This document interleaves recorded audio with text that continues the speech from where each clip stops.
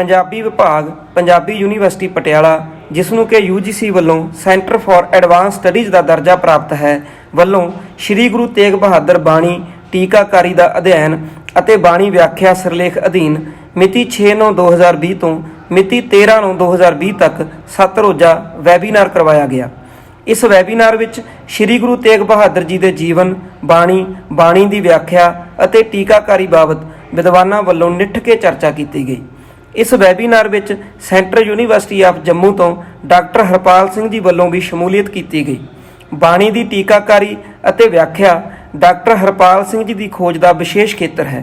उन्होंने द्वारा अपना खोज कार्य भी जप जी की टीकाकारी उपर किया गया है। वैबीनार ਵਿੱਚ भारतीय परंपरा के हवाले नाल टीकाकारी बाबत गल करदिआं उन्होंने कहा कि असल खोजी पूर्वले प्राप्त ज्ञान नूं अपने अंदर जज्ब करदिआं अपने ज्ञान नूं एक नवीं सिरजना विच पेश करदा होया सारी मनुखता की सेवा करता है। आओ सुनते हाँ टीकाकारी ਅਤੇ व्याख्या बाबत डॉक्टर हरपाल सिंह जी के विचार। पहला तो मैं प्रोफैसर सरजीत सिंह जी, प्रोफैसर रजिंदरपाल सिंह ते डॉक्टर राजविंदर सिंह इन्हां दी समुची टीम का बहुत बहुत शुक्रिया अदा करदा हां। प्रोफैसर जगबीर सिंह ਜਿਹੜੇ ਭਾਸ਼ਾ ਦੇ ਨੁਕਤੇ ਤੋਂ ਤੇ ਖਾਸ ਕਰਕੇ ਜਿਹੜੇ ਗੁਰਮਤਿ ਕਾਵਿ ਨਾਲ ਸੰਬੰਧਿਤ ਉਹਨਾਂ ਦਾ ਜਿਸ ਤਰ੍ਹਾਂ ਇੱਕ ਬੜਾ ਗੰਭੀਰ ਕਿਸਮ ਦਾ ਉਹਨਾਂ ਦਾ ਖੋਜ ਕਾਰਜ ਰਿਹਾ ਆ ਤੇ ਉਹਨਾਂ ਨੇ ਮੇਰੇ ਖਿਆਲ ਨਾਲ ਇਸ ਦਾ ਇੱਕ ਸਮੁੱਚਾ ਫਰੇਮਵਰਕ ਜਿਹੜਾ ਵਿਆਖਿਆਕਾਰੀ ਤੇ ਵਿਆਖਿਆ ਸ਼ਾਸਤਰ ਉਹ ਉਹਨਾਂ ਨੇ ਪੇਸ਼ ਕੀਤਾ ਆ। ਮੈਂ ਕੁਝ ਜਿਹੜਾ ਇਹਦੇ ਬਾਰੇ संक्षेप च गल करांगा। जिस तरह उन्होंने प्रोफैसर साहब ने कहा भारतीय परंपरा दे विच टीकाकारी बहुत ही प्राचीन मनी जाती है। इथों तक कि हज़रत ईसा तो साडे जिहड़े टीकाकार ने जिस तरह जासक मुनी आ तां नरुक्त दे जिहड़े करता ने वो कहते कि इतों तक कि जोड़े पाणनी ते पतंजलि का समा आ वो लगभग जोड़ा 8-9 सदियां ईसा पूर्व मन्निया जाता है। तो जे इन्ना पुराना साडा व्याख्या शास्त्र ते व्याख्याकारी का जोड़ा इतिहास आ वो अपने आप दे विच साडा भारतीय परंपरा दे विच एक माणयोग उपलब्धि है। क्योंकि जदों जिस तरह प्रोफैसर साहब दस रहे सी कि साडे कोल जिहड़े सब तो पहला वेदांग दे जिहड़े 6 अंग आ ਜਿਹੜੇ ਸਿੱਧੇ ਤੌਰ ਤੇ ਜਿਹੜੇ ਵੇਦ ਗਿਆਨ ਦੇ ਨਾਲ ਸੰਬੰਧਿਤ ਸੀ, ਵੈਦਿਕ ਪਰੰਪਰਾ ਨਾਲ ਸੰਬੰਧਿਤ ਸੀ ਕਿ ਵੇਦਾਂ ਨੂੰ ਕਿਸ ਤਰ੍ਹਾਂ ਜਿਹੜਾ ਉਹਦੇ ਅਰਥਾਂ ਨੂੰ ਸਮਝਿਆ ਜਾਵੇ, ਉਸ ਦੇ ਨਿਰੁਕਤਾਂ ਨੂੰ ਸਮਝਿਆ ਜਾਵੇ ਤੇ ਜਿਹੜਾ ਕਿਹੜੇ ਛੰਦ ਜਿਹੜੇ ਵੇਦਾਂ ਵਿੱਚ ਸੀ ਤੇ ਉਹਦਾ ਉਚਾਰਨ ਕਿੰਝ ਕੀਤਾ ਜਾਵੇ, ਇਹਦਾ ਇੱਕ ਪੂਰਾ ਸਿਸਟਮ ਜਿਹੜਾ ਸੀ ਉਹ ਬ੍ਰਾਹਮਣ ਸਕਾਲਰਾਂ ਨੇ ਤਿਆਰ ਕੀਤਾ ਸੀ, ਜਿਸ ਨੂੰ ਅਸੀਂ ਜਿਹੜਾ ਆ ਉਹ ਬ੍ਰਾਹਮਣ ਫਿਲਾਸਫੀ ਜਾਂ ਬ੍ਰਾਹਮਣ ਦਰਸ਼ਨ ਵੀ ਕਹਿੰਦੇ ਆ। ਤੇ ਸਾਡੇ ਕੋਲ ਜਿਹੜਾ ਨਿਰੁਕਤ ਦੇ ਬਾਰੇ ਸਭ ਤੋਂ ਪਹਿਲਾਂ ਨਿਘੰਟੂ ਨਾਮ ਦਾ ਸ਼ਾਸਤਰ ਜਿਹੜਾ ਉਹ ਆਉਂਦਾ ਸੀ, ਜਿਹਦੇ ਵਿੱਚ ਜਿਹੜੇ ਡਿਫਿਕਲਟ ਮੀਨਿੰਗ ਸੀ ਉਹ ਦਿੱਤੇ ਗਏ ਸੀ ਵੇਦਾਂ ਦੇ। ਉਸ ਤੋਂ ਬਾਅਦ ਨਿਰੁਕਤ ਸ਼ਾਸਤਰ ਆਇਆ, ਫਿਰ ਪਾਣਨੀ ਦਾ ਅਸ਼ਟਾਧਿਆਈ ਆਇਆ ਜਿਸ ਦੇ ਉੱਪਰ ਕਾਤਿਆਇਨ ਨੇ ਆਪਣੀ ਵਾਰਤਕ ਲਿਖੀ ਤੇ ਇਹਨਾਂ ਦੋਹਾਂ ਨੂੰ ਪਾਣਨੀ ਦਾ ਅਸ਼ਟਾਧਿਆਈ ਤੇ ਕਾਤਿਆਇਨ ਦੀ ਵਾਰਤਕ ਦੋਨਾਂ ਸੂਤਰਾਂ ਦੇ ਉੱਪਰ ਜਿਹੜਾ ਪਤੰਜਲੀ ਨੇ ਆਪਣਾ ਮਹਾਭਾਸ਼ ਲਿਖਿਆ ਤੇ ਇਹ ਸਾਡੇ ਕੋਲ ਜਿਹੜੇ ਭਾਸ਼ਾ ਦੇ ਨੁਕਤੇ ਤੋਂ ਬੜੇ ਜਿਹੜੇ ਸੀਰੀਅਸ ਕਿਸਮ ਦੇ ਗ੍ਰੰਥ ਉਹ ਬਹੁਤ ਹੀ ਪ੍ਰਾਚੀਨ ਸਮੇਂ ਦੇ ਵਿੱਚ ਉਪਲਬਧ ਸੀ। ਫਿਰ ਇਸ ਤੋਂ ਬਾਅਦ ਪਤੰਜਲੀ ਦੇ ਮਹਾਭਾਸ਼ ਉੱਪਰ ਭਰਤਰੀ ਹਰੀ ਨੇ ਟੀਕਾ ਲਿਖਿਆ। ਉਸ ਦਾ ਜਿਹੜਾ ਵਾਕਿਆਪਦੀ ਆ ਉਹ ਵੀ ਭਾਸ਼ਾ ਦਰਸ਼ਨ ਦਾ ਜਿਹੜਾ ਗ੍ਰੰਥ ਆ ਉਹ ਇਸ ਵਕਤ ਵੀ ਜਿਹੜਾ ਜਿਹਨੂੰ ਅਸੀਂ ਪੋਸਟ ਮਾਡਰਨ ਥਾਟ ਕਹਿੰਦੇ ਆ ਉਹਦੇ ਵਿੱਚ ਵੀ ਉਸਦਾ ਇੱਕ ਜਿਹੜਾ ਮਹੱਤਵਪੂਰਨ ਥਾਂ ਮੰਨਿਆ ਜਾਂਦਾ। ਇਸ ਤੋਂ ਇਲਾਵਾ ਫਿਰ ਸਾਡੇ ਕੋਲ ਨਾਟਯ ਸ਼ਾਸਤਰ, ਕਾਵਿ ਸ਼ਾਸਤਰ, ਵਿਆਕਰਣ, ਜਿਹੜੇ ਸਾਹਿਤ ਸਿਧਾਂਤ ਜਿਨ੍ਹਾਂ ਨੂੰ ਰਸ ਸਿਧਾਂਤ ਵੀ ਕਿਹਾ ਜਾਂਦਾ ਆ ਤੇ ਇਸ ਤਰ੍ਹਾਂ ਸਾਹਿਤ ਦੀ ਸਾਡੇ ਕੋਲ ਭਾਰਤੀ ਪਰੰਪਰਾ ਦੇ ਵਿੱਚ ਇੱਕ ਲੰਬੀ ਤੇ ਸਦੀਆਂ ਪੁਰਾਣੀ ਜਿਹੜੀ ਪਰੰਪਰਾ ਆ ਉਹ ਸਾਡੇ ਚੱਲਦੀ ਹੈ। ਤੇ ਜਿੱਥੋਂ ਤੱਕ ਵਿਆਖਿਆ ਸ਼ਾਸਤਰ ਦੀ ਗੱਲ ਆ ਮੈਂ ਥੋੜਾ ਇੱਕ ਹੁਣੇ ਜ਼ਿਕਰ ਕਰ ਦੇਵਾਂ ਕਿ ਇੰਨੀ ਲੰਬੀ ਪਰੰਪਰਾ ਸਾਡੇ ਕੋਲ ਟੀਕਾਕਾਰੀ ਦੇ ਨਾਲ ਜਾਂ ਵਿਆਕਰਣ ਦੀ ਜਿਹੜੀ ਟੀਕਾਕਾਰੀ ਹੋਈ ਆ, ਈਵਨ ਕਿ ਜਿਹੜੀ ਭਾਸ਼ਾ ਵਿਗਿਆਨ ਦੀ ਟੀਕਾਕਾਰੀ ਹੋਈ ਆ ਭਾਰਤੀ ਪਰੰਪਰਾ 'ਚ, ਤੇ ਹਜ਼ਾਰਾਂ ਸਾਲ ਪੁਰਾਣੀ ਆ। ਇਸ ਦੇ ਨਾਲ ਨਾਲ ਜਿਸ ਤਰ੍ਹਾਂ ਜੈਨੀ ਤੇ ਬੋਧੀ ਸਕੂਲ ਸੀ, ਜਿਹੜੇ ਭਾਸ਼ਾ, ਵਿਆਕਰਣ, ਸਾਹਿਤ ਤੇ ਕਾਵਿ ਸ਼ਾਸਤਰ ਨਾਲ ਜੁੜੇ ਸੀ, ਇਹ ਸਾਰੀ ਜਿਹੜੀ ਪਰੰਪਰਾ ਸੀ, ਇਸ ਦੇ ਉੱਤੇ ਕਮੈਂਟ ਕਰਦੇ ਹੋਏ ਬੜਾ ਇੱਕ ਦੁਖੀ ਹਿਰਦੇ ਨਾਲ, ਜਿਵੇਂ ਗੋਪੀ ਚੰਦ ਨਾਰੰਗ ਨੇ ਲਿਖਿਆ ਕਿ ਸਾਡੇ ਕੋਲ ਇੰਨਾ ਅਮੀਰ ਵਿਆਖਿਆ ਸਾਹਿਤ ਸੀ, ਪਰ ਅਸੀਂ ਉਸ ਦਾ ਕਿਉਂਕਿ ਆਲੋਚਨਾ ਸੂਤਰ ਦੇ ਨਾਲ ਉਹਦਾ ਸੰਬੰਧ ਨਹੀਂ ਪੈਦਾ ਕਰ ਸਕੇ ਵਿਆਖਿਆ ਸਾਹਿਤ ਦਾ, ਇਸ ਕਰਕੇ ਭਾਰਤੀ ਪਰੰਪਰਾ ਦੇ ਵਿੱਚ ਵਿਆਖਿਆ ਸ਼ਾਸਤਰ ਜਿਹੜਾ ਸੀ ਉਹ ਪੈਦਾ ਨਹੀਂ ਹੋ ਸਕਿਆ। ਜਿਸ ਤਰ੍ਹਾਂ ਵੈਸਟ ਦੇ ਵਿੱਚ ਲਗਭਗ 2 ਸਦੀਆਂ ਤੋਂ ਹਰਮੀਨੋਟਿਕਸ, ਜਿਹਨੂੰ ਅਸੀਂ ਅੱਜ ਕਹਿੰਦੇ ਆ, ਕਿ ਉਹ ਵਿਆਖਿਆ ਸ਼ਾਸਤਰ ਪੈਦਾ ਹੋ ਗਿਆ। ਇਸ ਤਰ੍ਹਾਂ ਦਾ ਵਿਆਖਿਆ ਸ਼ਾਸਤਰ ਜਿਹੜਾ ਸੀ ਉਹ ਗੋਪੀ ਚੰਦ ਨਾਰੰਗ ਕਹਿੰਦੇ ਨੇ, ਜਿਹੜੀ ਉਹਨਾਂ ਦੀ ਇੱਕ ਫੇਮਸ ਕਿਤਾਬ ਆ, ਸਾਡੇ ਕੋਲ ਆ, ਸੰਰਚਨਾਵਾਦ, ਉੱਤਰ ਸੰਰਚਨਾਵਾਦ ਅਤੇ ਪੂਰਬੀ ਕਾਵਿ ਸ਼ਾਸਤਰ। ਇਹ ਪ੍ਰੋਫੈਸਰ ਜਗਬੀਰ ਸਿੰਘ ਹੋਣਾ ਇਹਦਾ ਪੰਜਾਬੀ ਟਰਾਂਸਲੇਸ਼ਨ ਉਹਨਾਂ ਨੇ ਕੀਤਾ ਆ, ਤੇ ਉਹ ਲਿਖਦੇ ਆ ਕਿ ਇਸ ਕਰਕੇ ਸਾਡਾ ਜਿਹੜਾ ਵਿਆਖਿਆ ਸ਼ਾਸਤਰ ਸੀ ਕਿ ਉਹ ਪੈਦਾ ਨਹੀਂ ਹੋ ਸਕਿਆ, ਕਿਉਂਕਿ ਅਸੀਂ ਉਸ ਨੂੰ ਆਪਣੀ ਆਲੋਚਨਾ ਸੂਤਰ ਦੇ ਨਾਲ ਇਸ ਨੂੰ ਨਹੀਂ ਜੋੜ ਸਕੇ। ਤੇ ਇਸੇ ਤਰ੍ਹਾਂ ਦੀਆਂ ਜਿਹੜੀਆਂ ਉਹ ਬ੍ਰਜ ਬਿਹਾਰੀ ਚੌਬੇ, ਜਿਹੜੇ ਸੰਸਕ੍ਰਿਤ ਦੇ ਤੇ ਵਿਆਖਿਆਕਾਰ ਹਨ, ਤੇ ਜਿਨ੍ਹਾਂ ਨੇ ਜਿਹੜਾ ਰਿਗਵੇਦ ਦਾ ਪਦ ਪਾਠ ਵੀ ਤਿਆਰ ਕੀਤਾ, ਤੇ ਉਹਨਾਂ ਨੇ ਵੈਦਿਕ ਵਿਆਖਿਆਵਾਂ ਦੇ ਉੱਤੇ ਵੀ ਆਪਣੇ ਗੰਭੀਰ ਕਾਰਜ ਕੀਤੇ ਨੇ। ਉਹਨਾਂ ਨੇ ਵੀ ਇਹੀ ਕਿਹਾ ਕਿ ਇਹਨਾਂ ਜਿਹੜਾ ਸੀ ਇੱਕ ਵਿਸਤ੍ਰਿਤ ਸਾਹਿਤ ਹੋਣ ਦੇ ਬਾਵਜੂਦ ਵੀ ਅਸੀਂ ਆਪਣੇ ਜਿਹੜੇ ਵਿਆਖਿਆ ਸ਼ਾਸਤਰ ਸੀ ਉਹ ਪੈਦਾ ਨਹੀਂ ਕਰ ਸਕੇ। ਇਹ ਦੋ ਜਿਹੜੇ ਸਾਹਿਤ ਤੇ ਵਿਆਖਿਆ ਸ਼ਾਸਤਰਾਂ ਦੇ ਸੰਬੰਧ ਖੇਤਰ ਨਾਲ ਜੁੜੇ ਵਿਦਵਾਨਾਂ ਨੇ ਇਹ ਆਪਣੀਆਂ ਚਿੰਤਾਵਾਂ ਜਿਹੜੀਆਂ ਉਹ ਜ਼ਾਹਿਰ ਕੀਤੀਆਂ ਨੇ। ਹੁਣ ਜੇ ਅਸੀਂ ਗੁਰਬਾਣੀ ਦੀ ਗੱਲ ਕਰੀਏ ਤੇ ਸਾਡੇ ਕੋਲ ਗੁਰਬਾਣੀ ਦੇ ਵਿੱਚ ਜਿਹੜੇ ਕਾਰਜ ਹੋਏ ਨੇ ਟੀਕਾਕਾਰੀ ਦੇ ਨਾਲ ਸੰਬੰਧਿਤ, ਇਹਦੇ ਵਿੱਚ ਜਿਹੜਾ ਮੇਰੀ ਜਾਣਕਾਰੀ ਦੇ ਵਿੱਚ ਜਿੰਨਾ ਕਿ ਮੈਂ ਇਹਨੂੰ ਪੜ੍ਹ ਸਕਿਆ ਜਾਂ ਖੋਜ ਸਕਿਆ, ਮੈਨੂੰ ਸਭ ਤੋਂ ਪਹਿਲਾਂ ਡਾਕਟਰ ਤਾਲਿਬ ਦਾ ਇੱਕ ਰਿਸਰਚ ਪੇਪਰ ਜਿਹੜਾ ਗੁਰਮਤਿ ਪ੍ਰਕਾਸ਼ ਦੇ ਵਿੱਚ 1963 ਦੇ ਵਿੱਚ ਛਪਿਆ ਸੀ, ਸਭ ਤੋਂ ਪਹਿਲਾਂ ਮੇਰੇ ਉਹ ਨਜ਼ਰੀ ਪਿਆ, ਜਿਹਦੇ ਵਿੱਚ ਉਹਨਾਂ ਨੇ ਪਹਿਲੀ ਵਾਰ ਜਿਹੜਾ ਗੁਰਬਾਣੀ ਟੀਕਾਕਾਰੀ ਸੀ ਉਹਨੂੰ 3 ਤਰ੍ਹਾਂ ਨਾਲ ਉਹਨਾਂ ਨੇ ਕੈਟਾਗਰਾਈਜ਼ ਕੀਤਾ। ਇੱਕ ਤਾਂ ਉਹ ਕਹਿੰਦੇ ਨੇ ਕਿ ਜਿਹੜੀ ਸਨਾਤਨ ਪਰੰਪਰਾ ਸੀ, ਤੇ ਦੂਸਰੀ ਜਿਹੜੀ ਸੀ ਉਹ ਆਧੁਨਿਕ ਪਰੰਪਰਾ ਸੀ, ਤੇ ਸਿੰਘ ਸਭਾਈ ਪਰੰਪਰਾ ਸੀ। ਤੇ ਇਸ ਤਰ੍ਹਾਂ ਸਭ ਤੋਂ ਪਹਿਲਾਂ ਤਾਲਿਬ ਦਾ ਜਿਹੜਾ ਇਹ ਪਰਚਾ ਸੀ ਉਹ ਪੂਰਾ ਉਹਨਾਂ ਨੇ ਇਹਨੂੰ ਸਾਇੰਟੀਫਿਕ ਵੇ ਨਾਲ ਤੇ ਨਹੀਂ ਉਹ ਇਸ ਨੂੰ ਐਸਟੈਬਲਿਸ਼ ਕਰ ਸਕੇ, ਤੇ ਪਰ ਉਹਨਾਂ ਨੇ ਇਹਦੇ ਲਾਸਟ ਤੇ ਇੱਕ ਇਹ ਵੀ ਪੁਆਇੰਟ ਐਡ ਕੀਤਾ ਸੀ ਕਿ ਜਿਹੜਾ ਨਵੀਨ ਯੁੱਗ ਦੇ ਵਿੱਚ ਅਸੀਂ ਜਿਹੜਾ ਆ ਪੱਛਮੀ ਦਰਸ਼ਨਾਂ ਨੂੰ ਤੇ ਭਾਰਤੀ ਦਰਸ਼ਨਾਂ ਨੂੰ ਪੜ੍ਹ ਕੇ ਤੇ ਆਦਰਸ਼ਕ ਵਿਆਖਿਆਵਾਂ ਜਿਹੜੀਆਂ ਆ ਉਹ ਆਪਣੇ ਯੁੱਗ ਦੇ ਮੁਤਾਬਕ ਪੈਦਾ ਕਰੀਏ। ਇਸ ਤੋਂ ਉਪਰੰਤ ਜਿਹੜਾ ਡਾਕਟਰ ਜੱਗੀ ਦਾ ਕੰਮ 1970 ਦੇ ਵਿੱਚ ਭਾਸ਼ਾ ਵਿਭਾਗ ਨੇ ਪ੍ਰਕਾਸ਼ਿਤ ਕੀਤਾ ਸੀ, ਆਨੰਦ ਘਣ ਦੇ ਟੀਕੇ, ਤੇ ਉਹਨਾਂ ਨੇ ਪਹਿਲੀ ਵਾਰ ਜਿਹੜਾ ਸੀ ਉਹ ਟੀਕਿਆਂ ਨੂੰ ਤੇ ਪ੍ਰਣਾਲੀਆਂ ਨੂੰ ਉਹਨਾਂ ਨੇ 5 ਜਿਹੜਾ ਭਾਗਾਂ ਦੇ ਵਿੱਚ ਵੰਡਿਆ ਸੀ। ਤੇ ਉਸ ਤੋਂ ਬਾਅਦ ਡਾਕਟਰ ਜੋਗਿੰਦਰ ਸਿੰਘ ਨੇ ਚੰਡੀਗੜ੍ਹ ਯੂਨੀਵਰਸਿਟੀ ਦੇ ਵਿੱਚ ਸੁਰਿੰਦਰ ਸਿੰਘ ਕੋਹਲੀ ਦੀ ਸੁਪਰਵਿਜ਼ਨ ਦੇ ਅੰਡਰ ਉਹਨਾਂ ਨੇ ਆਪਣਾ ਥੀਸਿਸ ਜਿਹੜਾ ਜਪਜੀ ਦੇ ਟੀਕਿਆਂ ਤੇ ਕੀਤਾ ਸੀ, ਤੇ 1974 ਤੱਕ ਉਹਨੂੰ ਸੀਮਿਤ ਰੱਖਿਆ ਸੀ। ਉਸ ਤੋਂ ਬਾਅਦ ਚੰਡੀਗੜ੍ਹ ਯੂਨੀਵਰਸਿਟੀ ਦੇ ਵਿੱਚ ਹੀ ਨਰਿੰਦਰਪਾਲ ਸਿੰਘ ਨੇ ਹਿੰਦੀ ਵਿਭਾਗ ਦੇ ਵਿੱਚ 1877 ਤੱਕ ਆਪਣੇ ਕਾਰਜ ਨੂੰ ਸੀਮਿਤ ਕਰਦੇ ਹੋਏ ਜਪਜੀ ਸਾਹਿਬ ਦੇ ਟੀਕਿਆਂ ਤੇ ਕੰਮ ਕੀਤਾ। ਉਸ ਤੋਂ ਬਾਅਦ ਜਿਹੜਾ ਸਭ ਤੋਂ ਪਹਿਲੀ ਵਾਰ ਸਿਸਟਮੈਟਿਕ ਢੰਗ ਦੇ ਨਾਲ ਤੇ ਪੂਰਾ ਇੱਕ ਵਿਸਤ੍ਰਿਤ ਤੇ ਅਸੀਂ ਵਿਗਿਆਨਕ ਵੀ ਕਹਿ ਸਕਦੇ ਹਾਂ, ਇਹਦੇ 'ਚ ਕੋਈ ਦੋਰਾਵਾ ਨਹੀਂ, ਵਿਗਿਆਨਕ ਤਰੀਕੇ ਦਾ ਜਿਹੜਾ ਸਾਡੇ ਕੋਲ ਸਭ ਤੋਂ ਵੱਡੇ ਕਾਰਜ ਹੋਇਆ ਉਹ ਡਾਕਟਰ ਤਾਰਨ ਸਿੰਘ ਨੇ ਕੀਤਾ ਪੰਜਾਬੀ ਯੂਨੀਵਰਸਿਟੀ ਪਟਿਆਲਾ ਤੋਂ, ਜਿਹੜਾ 1979 ਦੇ ਵਿੱਚ ਕਿਤਾਬੀ ਰੂਪ ਦੇ ਵਿੱਚ ਸਾਡੇ ਸਾਹਮਣੇ ਆਇਆ। ਕਿਤਾਬੀ ਰੂਪ ਦੇਣ ਤੋਂ ਪਹਿਲਾਂ ਉਹਨਾਂ ਨੇ ਆਪਣਾ ਇੱਕ ਰਿਸਰਚ ਪੇਪਰ ਵੀ ਪਬਲਿਸ਼ ਕੀਤਾ ਸੀ।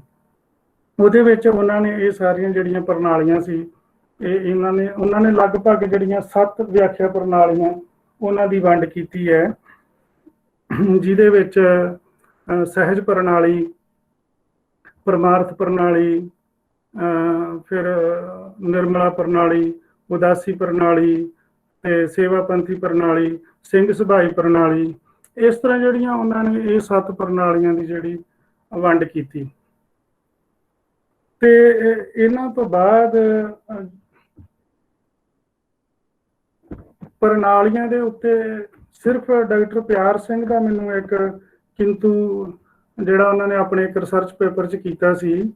ਡਾਕਟਰ ਪਿਆਰ ਸਿੰਘ ਨੇ ਇਹਨਾਂ ਸਾਰੀਆਂ ਪ੍ਰਣਾਲੀਆਂ ਨੂੰ 3 ਹਿੱਸਿਆਂ ਦੇ ਵਿੱਚ ਵੰਡਿਆ ਸੀ ਤੇ ਸਹਿਜ ਪ੍ਰਣਾਲੀ ਦੇ ਉੱਤੇ ਉਹਨਾਂ ਨੇ ਥੋੜੇ ਸਿਧਾਂਤਕ ਕਿੰਤੂ ਕੀਤੇ ਸੀ। ਇਹਦੇ ਸੰਬੰਧ ਵਿੱਚ ਮੈਂ ਵੀ ਆਪਣਾ ਇੱਕ ਸਹਿਜ ਪ੍ਰਣਾਲੀ ਦੇ ਉੱਤੇ ਪੁਨਰ ਸੰਵਾਦ ਦਾ ਇੱਕ ਰਿਸਰਚ ਪੇਪਰ ਹੈ, ਜਿਹੜਾ ਡਾਕਟਰ ਤਾਰਨ ਸਿੰਘ ਜੀ ਬਾਰੇ ਸਿਮਰਤੀ ਗ੍ਰੰਥ ਪਿਛਲੇ 2 ਸਾਲਾਂ ਤੋਂ ਛਪਿਆ ਸੀ। ਉਹਦੇ 'ਚ ਮੇਰਾ ਵੀ ਇੱਕ ਪੇਪਰ ਜਿਹੜਾ ਆ ਇਹਦੇ ਪੁਨਰ ਸੰਵਾਦ ਬਾਰੇ ਪਬਲਿਸ਼ ਹੋਇਆ। ਤੇ ਇਹ ਸਾਡੇ ਕੋਲ ਸੀ ਜਿਹੜੇ ਟੀਕਾਕਾਰੀ ਨਾਲ ਸੰਬੰਧਿਤ। ਤੇ ਡਾਕਟਰ ਗੁਰਨੇਕ ਸਿੰਘ ਉਹਨਾਂ ਨੇ ਇੰਗਲਿਸ਼ ਲੈਂਗੁਏਜ ਦੇ ਵਿੱਚ ਆਪਣਾ ਥੀਸਿਸ ਕੀਤਾ ਸੀ। ਇਸ ਤੋਂ ਇਲਾਵਾ 1-2 ਹੋਰ ਥੀਸਿਸ ਹੋਏ ਨੇ ਜਿਹੜੇ ਇਸ ਵਕਤ ਉਹਨਾਂ ਦੇ ਨਾਮ ਮੈਨੂੰ ਯਾਦ ਨਹੀਂ ਹੈ। ਤੇ ਕੁਝ ਇੱਕ ਰਿਸਰਚ ਪੇਪਰ ਜਿਹੜੇ ਬੜੇ ਸੀਰੀਅਸ ਨੁਕਤੇ ਤੋਂ ਲਿਖੇ ਗਏ, ਥੋੜਾ ਉਹਨਾਂ ਦੇ ਵਿੱਚ ਵਿਆਖਿਆ ਸ਼ਾਸਤਰੀ ਜਿਹੜੇ ਪਰਪੇਖ ਦੇ ਨੁਕਤੇ ਤੋਂ ਉਹਨਾਂ 'ਚ ਗੱਲ ਕੀਤੀ ਗਈ ਆ, ਉਹ ਵੀ ਮੈਂ ਜ਼ਿਕਰ ਕਰਨਾ ਚਾਹਾਂਗਾ। ਜਿਵੇਂ ਨਿਰਭੈ ਸਿੰਘ ਜਿਹੜੇ ਐਡੀਟਰ ਰਹੇ ਨੇ ਦਾ journal of religious study Punjabi university Patiala, ਉਹਨਾਂ ਨੇ 1991 ਤੋਂ 1994 3 ਵਾਲੀਅਮ ਦੇ ਵਿੱਚ ਉਹਨਾਂ ਨੇ ਹਰਮਿਨੋਟਿਕਸ ਦੇ ਬਾਰੇ ਸਿੱਖ ਪਰਸਪੈਕਟਿਵ ਤੇ ਜਿਹੜਾ ਵੈਸਟਰਨ ਪਰਸਪੈਕਟਿਵ ਸੀ ਉਸ ਨੂੰ ਡਿਸਕਸ ਕੀਤਾ ਆ। ਉਹ ਮੈਂ ਆਪਣੇ ਜਿਹੜੇ ਸਟੂਡੈਂਟ ਇੱਥੇ ਜੁੜੇ ਹੋਏ ਆ, ਇਹ ਅਸਲ ਵਿੱਚ ਡਾਟਾ ਉਹਨਾਂ ਲਈ ਦੱਸ ਰਿਹਾ ਕਿ ਉਹ ਥੋੜਾ ਇਹਨਾਂ ਨੂੰ ਦੇਖ ਸਕਦੇ ਨੇ। ਡਾਕਟਰ ਪਰਮਜੀਤ ਸਿੰਘ ਸਿੱਧੂ ਨੇ ਆਪਣਾ ਇੱਕ ਪਰਚਾ ਸਿਧਾਂਤਕ ਨੁਕਤੇ ਤੋਂ ਲਿਖਿਆ ਸੀ, ਜਿਹੜੇ ਗੁਰੂ ਨਾਨਕ ਦੇਵ ਯੂਨੀਵਰਸਿਟੀ ਪੰਜਾਬੀ ਵਿਭਾਗ ਤੋਂ ਮੁਖੀ ਰਿਟਾਇਰ ਹੋਏ ਨੇ। ਤੇ ਇਸ ਤੋਂ ਇਲਾਵਾ ਸਾਡੇ ਕੋਲ ਫਿਰ ਜਿਹੜੇ ਡਾਕਟਰ ਗੁਰਭਗਤ ਸਿੰਘ ਦੀਆਂ ਲਿਖਤਾਂ ਆ, ਜਿਹੜੇ ਉੱਤਰਾਧੁਨਿਕਵਾਦੀ ਚਿੰਤਕ ਦੇ ਤੌਰ ਤੇ ਉਹ ਜਾਣੇ ਜਾਂਦੇ ਨੇ, ਤੇ ਉਹਨਾਂ ਨੇ ਬੜੀਆਂ ਜਿਹੜੀਆਂ ਇਨਸਾਈਟਸ ਸਾਨੂੰ ਹਰਮਿਨੋਟਿਕਸ ਦੇ ਨੁਕਤੇ ਤੋਂ ਦਿੱਤੀਆਂ ਨੇ। ਇਹ ਕੁਛ ਜਿਹੜਾ ਡਾਟਾ ਸੀ ਇਹ ਮੇਰੇ ਧਿਆਨ 'ਚ ਰੱਖ ਕੇ ਮੈਂ ਥੋੜਾ ਆਪਣੀ ਗੱਲ ਕਰ ਰਿਹਾ ਹਾਂ। ਪਹਿਲਾਂ ਤਾਂ ਜਿਹੜਾ ਜੇ ਅਸੀਂ ਟੀਕੇ ਦੀ ਗੱਲ ਕਰੀਏ ਵੀ ਟੀਕਾਕਾਰੀ ਦੀ ਜੇ ਪਹਿਲਾਂ ਗੱਲ ਕਰ ਲਈਏ ਵੀ ਟੀਕਾਕਾਰੀ ਕੀ ਹੁੰਦੀ ਹੈ, ਇਹਦੇ ਬਾਰੇ 2 ਹੀ ਡੈਫੀਨੇਸ਼ਨਾਂ ਮੈਂ ਆਪ ਜੀ ਨਾਲ ਸ਼ੇਅਰ ਕਰਾਂਗਾ। ਪਹਿਲੀ ਪਿਆਰ ਸਿੰਘ ਦੀ। ਪ੍ਰੋਫੈਸਰ ਪਿਆਰ ਸਿੰਘ ਨੇ ਟੀਕਾਕਾਰੀ ਦਾ ਸਰੂਪ ਨਿਰਧਾਰਿਤ ਕਰਦਿਆਂ ਆਪਣੇ ਖੋਜ ਪੱਤਰ ਵਿੱਚ ਲਗਭਗ 3 ਵਾਰ ਇਸ ਦੇ ਸਰੂਪ ਦੀ ਚਰਚਾ ਕੀਤੀ ਹੈ। ਉਹਨਾਂ ਲਿਖਿਆ, ਟੀਕਾਕਾਰੀ ਆਪਣਾ ਧਿਆਨ ਮੂਲ ਪਾਠ ਤੇ ਕੇਂਦਰਿਤ ਕਰਦੀ ਹੈ ਤੇ ਇਸ ਦੀ ਲੋੜ ਸਾਹਿਤਕ ਕ੍ਰਿਤੀ ਦੇ ਵਿਸ਼ੇ ਵਸਤੂ ਦਾ ਦੁਰਬੋਧਤਾ ਤੇ ਉਸ ਨੂੰ ਪ੍ਰਗਟਾਉਣ ਲਈ ਵਰਤੀ ਗਈ ਭਾਸ਼ਾ ਦੇ ਅਭਿਵਿਅਕਤੀ ਦਾ ਸਾਰਾ ਭਾਰ ਨਾ ਝੱਲ ਸਕਣ ਦੀ ਅਸਮਰੱਥਾ ਤੋਂ ਉਪਜਦੀ ਹੈ। ਇਹ ਟੀਕਾਕਾਰੀ ਦਾ ਕੰਮ ਸੂਤਰਕ, ਰਹੱਸਮੈ ਤੇ ਦੁਰਬੋਧ ਰਚਨਾ ਦੀ ਇਸ ਤਰ੍ਹਾਂ ਵਿਆਖਿਆ ਕਰਨਾ ਹੈ ਕਿ ਉਸ ਨਾਲ ਨਾ ਕੇਵਲ ਉਸ ਵਿੱਚ ਪ੍ਰਸਤੁਤ ਸੰਦੇਸ਼ ਆਪਣੇ ਸਾਰੇ ਪਸਾਰਾਂ ਸਹਿਤ ਉਗੜ ਕੇ ਸਾਹਮਣੇ ਆ ਜਾਵੇ, ਸਗੋਂ ਰਚਨਾ ਵਿੱਚ ਮੂਰਤੀਮਾਨ ਅਨੁਭਵ ਵੀ ਸਾਖਿਆਤ ਹੁੰਦਾ ਪ੍ਰਤੀਤ ਹੋਵੇ। ਟੀਕਾਕਾਰੀ ਇੱਕ ਬੁਨਿਆਦੀ ਕਲਾ ਹੈ। ਇਸ ਦੇ ਕਈ ਪਸਾਰ ਹਨ। ਹੋਰਨਾਂ ਦਾ ਵੀ ਚੋਖਾ ਦਖਲ ਹੈ। ਬਣਦਾ ਹੈ ਕਿ ਇਹਨਾਂ ਸਾਰਿਆਂ ਨੂੰ ਵਾਚ ਕੇ ਗੱਲ ਕੀਤੀ ਜਾਵੇ। ਕੇਵਲ ਇਹਨਾਂ ਸਿਧਾਂਤਾਂ ਨੂੰ ਸਾਹਮਣੇ ਰੱਖ ਕੇ ਟੀਕਾਕਾਰੀ ਨਾਲ ਅਤੇ ਇਸ ਉੱਤੇ ਨਿਰਭਰ ਹੋਰਨਾਂ ਕਲਾਵਾਂ ਜਿਵੇਂ ਅਨੁਵਾਦ ਕਲਾ ਆਦਿ ਨਾਲ ਇਨਸਾਫ ਕੀਤਾ ਜਾ ਸਕਦਾ ਹੈ। ਫਿਰ ਦੂਸਰੀ ਪ੍ਰੋਫੈਸਰ ਪ੍ਰੇਮ ਪ੍ਰਕਾਸ਼ ਸਿੰਘ ਜੀ ਦੀ। ਉਹ ਕਹਿੰਦੇ, ਟੀਕਾਕਾਰੀ ਇੱਕ ਅਜਿਹੀ ਬਹੁ-ਅੰਗੀ ਕਲਾ ਹੈ ਜਿੱਥੇ ਮੂਲ ਭਾਸ਼ਾ ਤੇ ਮੂਲ ਵਸਤੂ ਨੂੰ ਵੱਧ ਤੋਂ ਵੱਧ ਸੁਗਮ ਤੇ ਸੁਬੋਧ ਬਣਾਉਣ ਲਈ ਕਈ ਹੋਰ ਮਿਲਦੇ ਜੁਲਦੇ ਵਿਗਿਆਨਾਂ ਜਿਵੇਂ ਭਾਸ਼ਾ ਵਿਗਿਆਨ, ਸੌਂਦਰਯ ਸ਼ਾਸਤਰ, ਇਤਿਹਾਸ, ਦਰਸ਼ਨ ਸ਼ਾਸਤਰ, ਛੰਦ ਸ਼ਾਸਤਰ, ਫੋਕਲੋਰ, ਲਿਪੀ ਵਿਗਿਆਨ ਆਦਿ ਦੀ ਸਰਗਰਮ ਸਹਾਇਤਾ ਲੈਣੀ ਪੈਂਦੀ ਹੈ। ਇਸ ਲਈ ਟੀਕਾਕਾਰੀ ਇੱਕ ਬੜੀ ਵਿਖਮ ਕਲਾ ਹੈ। ਟੀਕਾਕਾਰੀ ਹੋਰ ਵੀ ਵਿਖਮ ਹੋ ਜਾਂਦੀ ਹੈ ਜਦੋਂ ਕਿਸੇ ਕਲਾਸੀਕਲ ਭਾਸ਼ਾ ਦੇ ਗ੍ਰੰਥ ਦੀ ਟੀਕਾ ਅਜੋਕੀ ਭਾਸ਼ਾ ਦੇ ਮੁਹਾਵਰੇ ਵਿੱਚ ਕਰਨੀ ਪਵੇ। ਇਸ ਤਰ੍ਹਾਂ ਉਹ ਕਹਿੰਦੇ ਨੇ। ਤੇ ਮੈਂ ਖੁਦ ਜਿਹੜਾ ਟੀਕਿਆਂ ਨੂੰ ਧਿਆਨ 'ਚ ਰੱਖ ਕੇ ਟੀਕਾਕਾਰੀ ਦੇ ਪ੍ਰਕਾਰਜ ਬਾਰੇ ਇੱਕ ਇਸ ਤਰ੍ਹਾਂ ਥੋੜਾ ਲਿਖਿਆ। ਟੀਕਾਕਾਰੀ ਬਹੁ ਅਨੁਸ਼ਾਸਨੀ ਵਿਧੀ ਹੋਣ ਕਰਕੇ ਬਹੁਤ ਜਟਿਲ ਹੈ। ਕਿਸੇ ਵੀ ਧਰਮ ਗ੍ਰੰਥ, ਸੂਤਰ ਗ੍ਰੰਥ ਜਾਂ ਦਾਰਸ਼ਨਿਕ ਗ੍ਰੰਥ ਦੇ ਪਾਠ ਦਾ ਟੀਕਾ, ਵਿਆਖਿਆ ਜਾਂ ਅਨੁਵਾਦ ਕਰਨ ਲਈ ਟੀਕਾਕਾਰੀ ਨੂੰ ਉਸ ਨਾਲ ਸੰਬੰਧਿਤ ਸਾਰੇ ਅਨੁਸ਼ਾਸਨਾਂ ਵਿੱਚੋਂ ਲੰਘਣਾ ਪੈਂਦਾ ਹੈ। ਮਿਥਿਹਾਸਕ ਤੇ ਪ੍ਰਤੀਕਾਤਮਕ ਹਵਾਲਿਆਂ ਦੀ ਵਿਆਖਿਆ ਵੇਲੇ ਸੰਬੰਧਿਤ ਪਰੰਪਰਾ, ਸੱਭਿਆਚਾਰ ਤੇ ਪੁਰਾਣਿਕ ਗਿਆਨ ਆਵਸ਼ਕ ਹੈ। ਸਨਾਤਨੀ ਪੱਖ ਤੋਂ ਪਾਠ ਦਾ ਇਤਿਹਾਸਕ, ਪਰੰਪਰਿਕ ਤੇ ਸੱਭਿਆਚਾਰਕ ਸੰਬੰਧ ਦਰਸਾ ਕੇ ਉਸ ਦੀ ਸਨਾਤਨੀ ਸ਼ੁੱਧਤਾ ਨੂੰ ਉਭਾਰਨਾ ਟੀਕਾਕਾਰੀ ਦਾ ਕਾਰਜ ਹੈ। ਵਿਆਕਰਣ ਤੇ ਨਿਰੁਕਤ ਦੀ ਦ੍ਰਿਸ਼ਟੀ ਤੋਂ ਰਚਨਾ ਦਾ ਪਦਛੇਦ, ਸ਼ਬਦਾਰਥ, ਪਰਿਆਇਵਾਚੀ ਅਰਥ ਕਰਨਾ। ਉਦਾਹਰਨ ਲਈ ਗੁਰਬਾਣੀ ਦੀ ਵਿਆਖਿਆ ਕਰਨ ਵੇਲੇ ਸੰਸਕ੍ਰਿਤ, ਅਰਬੀ, ਫਾਰਸੀ, ਪ੍ਰਾਕ੍ਰਿਤ, ਅਪਭ੍ਰੰਸ਼ ਅਤੇ ਪੰਜਾਬੀ ਭਾਸ਼ਾ ਦੇ ਸ਼ਬਦਾਂ ਦੀ ਨਿਰੁਕਤੀ ਦੱਸ ਕੇ ਅੰਤਰ ਨਿਖੇੜ ਅਤੇ ਅੰਤਰ ਸਪਸ਼ਟ ਕਰਨ ਲਈ ਇਹਨਾਂ ਭਾਸ਼ਾਵਾਂ ਦਾ ਗਿਆਨ ਹੋਣਾ ਜ਼ਰੂਰੀ ਹੈ। ਇਤਿਹਾਸਕ ਦ੍ਰਿਸ਼ਟੀ ਤੋਂ ਪਾਠ ਨਾਲ ਸੰਬੰਧਿਤ ਗੁਰੂ, ਅਵਤਾਰ, ਪੈਗੰਬਰ ਆਦਿਕ ਦੇ ਜੀਵਨ ਮੁਖੀ ਪੱਖਾਂ ਦੀ ਸ਼ਮੂਲੀਅਤ ਰਾਹੀਂ ਅਰਥ ਸਪਸ਼ਟ ਕਰਨੇ, ਉਥਾਨਕਾਂ, ਗੋਸ਼ਟਾਂ, ਵਾਰਤਾਲਾਪ ਆਦਿਕ ਦੀ ਮਦਦ ਲੈਣੀ। ਕਾਵਿ ਸ਼ਾਸਤਰੀ ਪੱਖ ਮੁਤਾਬਕ ਸੰਬੰਧਿਤ ਰਚਨਾ ਦੇ ਕਾਵਿ ਰੂਪ ਹੋਣ ਦੀ ਸੂਰਤ ਵਿੱਚ ਪਿੰਗਲ ਦਾ ਗਿਆਨ ਅਤ ਲੋੜੀਂਦਾ ਹੈ, ਜਿਸ ਨਾਲ ਰਚਨਾ ਦੀ ਸਾਹਿਤਕ ਮਹਾਨਤਾ ਪ੍ਰਗਟ ਕੀਤੀ ਜਾ ਸਕੇ।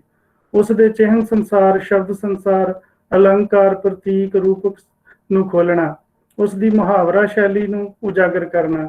ਜੇਕਰ ਰਚਨਾ ਦੈਵੀ ਧਾਰਮਿਕ ਹੈ ਤਾਂ ਉਸ ਦੇ ਮੌਲਿਕ ਕਾਵਿ ਸ਼ਾਸਤਰ ਨੂੰ ਖੋਜਣਾ ਜਾਂ ਉਜਾਗਰ ਕਰਨਾ।